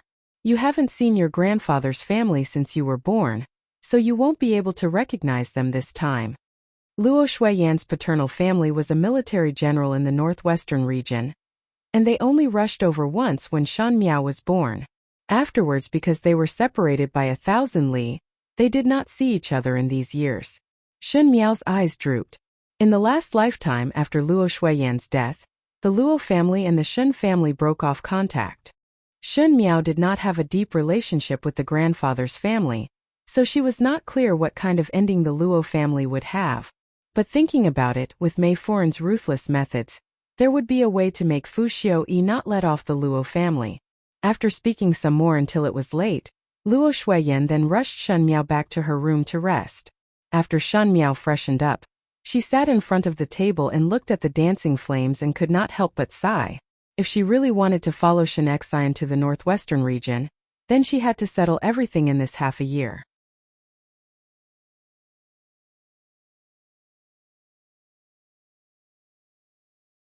Chapter 374. The only thing worth comforting was the matter of Pei Lang. She had always been very clear that the Shen family was like a big tree that attracted the wind, and it was not good to be involved in the matters of the palace. However, she was just an unmarried daughter, and did not have the chance to come into contact with deeper things. Moreover, many things had changed in this life, so he could only let Pei Lang be a spy. Fu Xiuyi's temperament was suspicious and he would study a lot of things that were sent to his door, so it was inevitable that he would not investigate her. But 1 year later, Fu Xiuyi would take the initiative to recruit Pei Lang and Pei Lang would push the boat with the current and it would be much easier. As for subduing Pei Lang, there was still a bit of luck involved. That year when Fu Xiuyi subdued Pei Lang, it was also because one of his subordinates had a friendship with prefectural magistrate Pei's residence. Thus he was able to find out about Pei Lang's background. At that time it was because Fu Xiuyi had settled down Luing that Pei Lang was ultimately used by him. The Pei siblings were people who were unmoved by force or persuasion. They had their own ideas. For example, Luing, after falling into prostitution, one could no longer see a trace of the daughter of an official's family. She was at ease being a prostitute and perhaps recalling her original identity made her feel pain. As for Pei Lang, he didn't even think about revenge. He was content as a teacher. Luing was not willing to admit her own identity, and was resentful towards the Pei family for abandoning her to protect her younger brother. When Pei Lang came forward, Luing would resist even more intensely. But Shen Miao gave Luing a docile way to live. To be able to control Luing was to be able to control the guilty Pei Lang. After a few years, Pei Lang, who had gone through many trials and tribulations in court, would be more mature, and when he saw Shan Miao's words today, he would feel that it was full of loopholes. However, Pei Lang had yet to become an official. No matter how smart he was, he still lacked experience. Young lady, it is better to rest early. Jingzhe smiled. Tomorrow one still need to follow Foran to see the residence at the eastern side of the city. Shen Miao nodded. In this half a year, at least the family would be separated, and he would be able to start a new residence. However, she didn't expect that her plans couldn't keep up with the changes.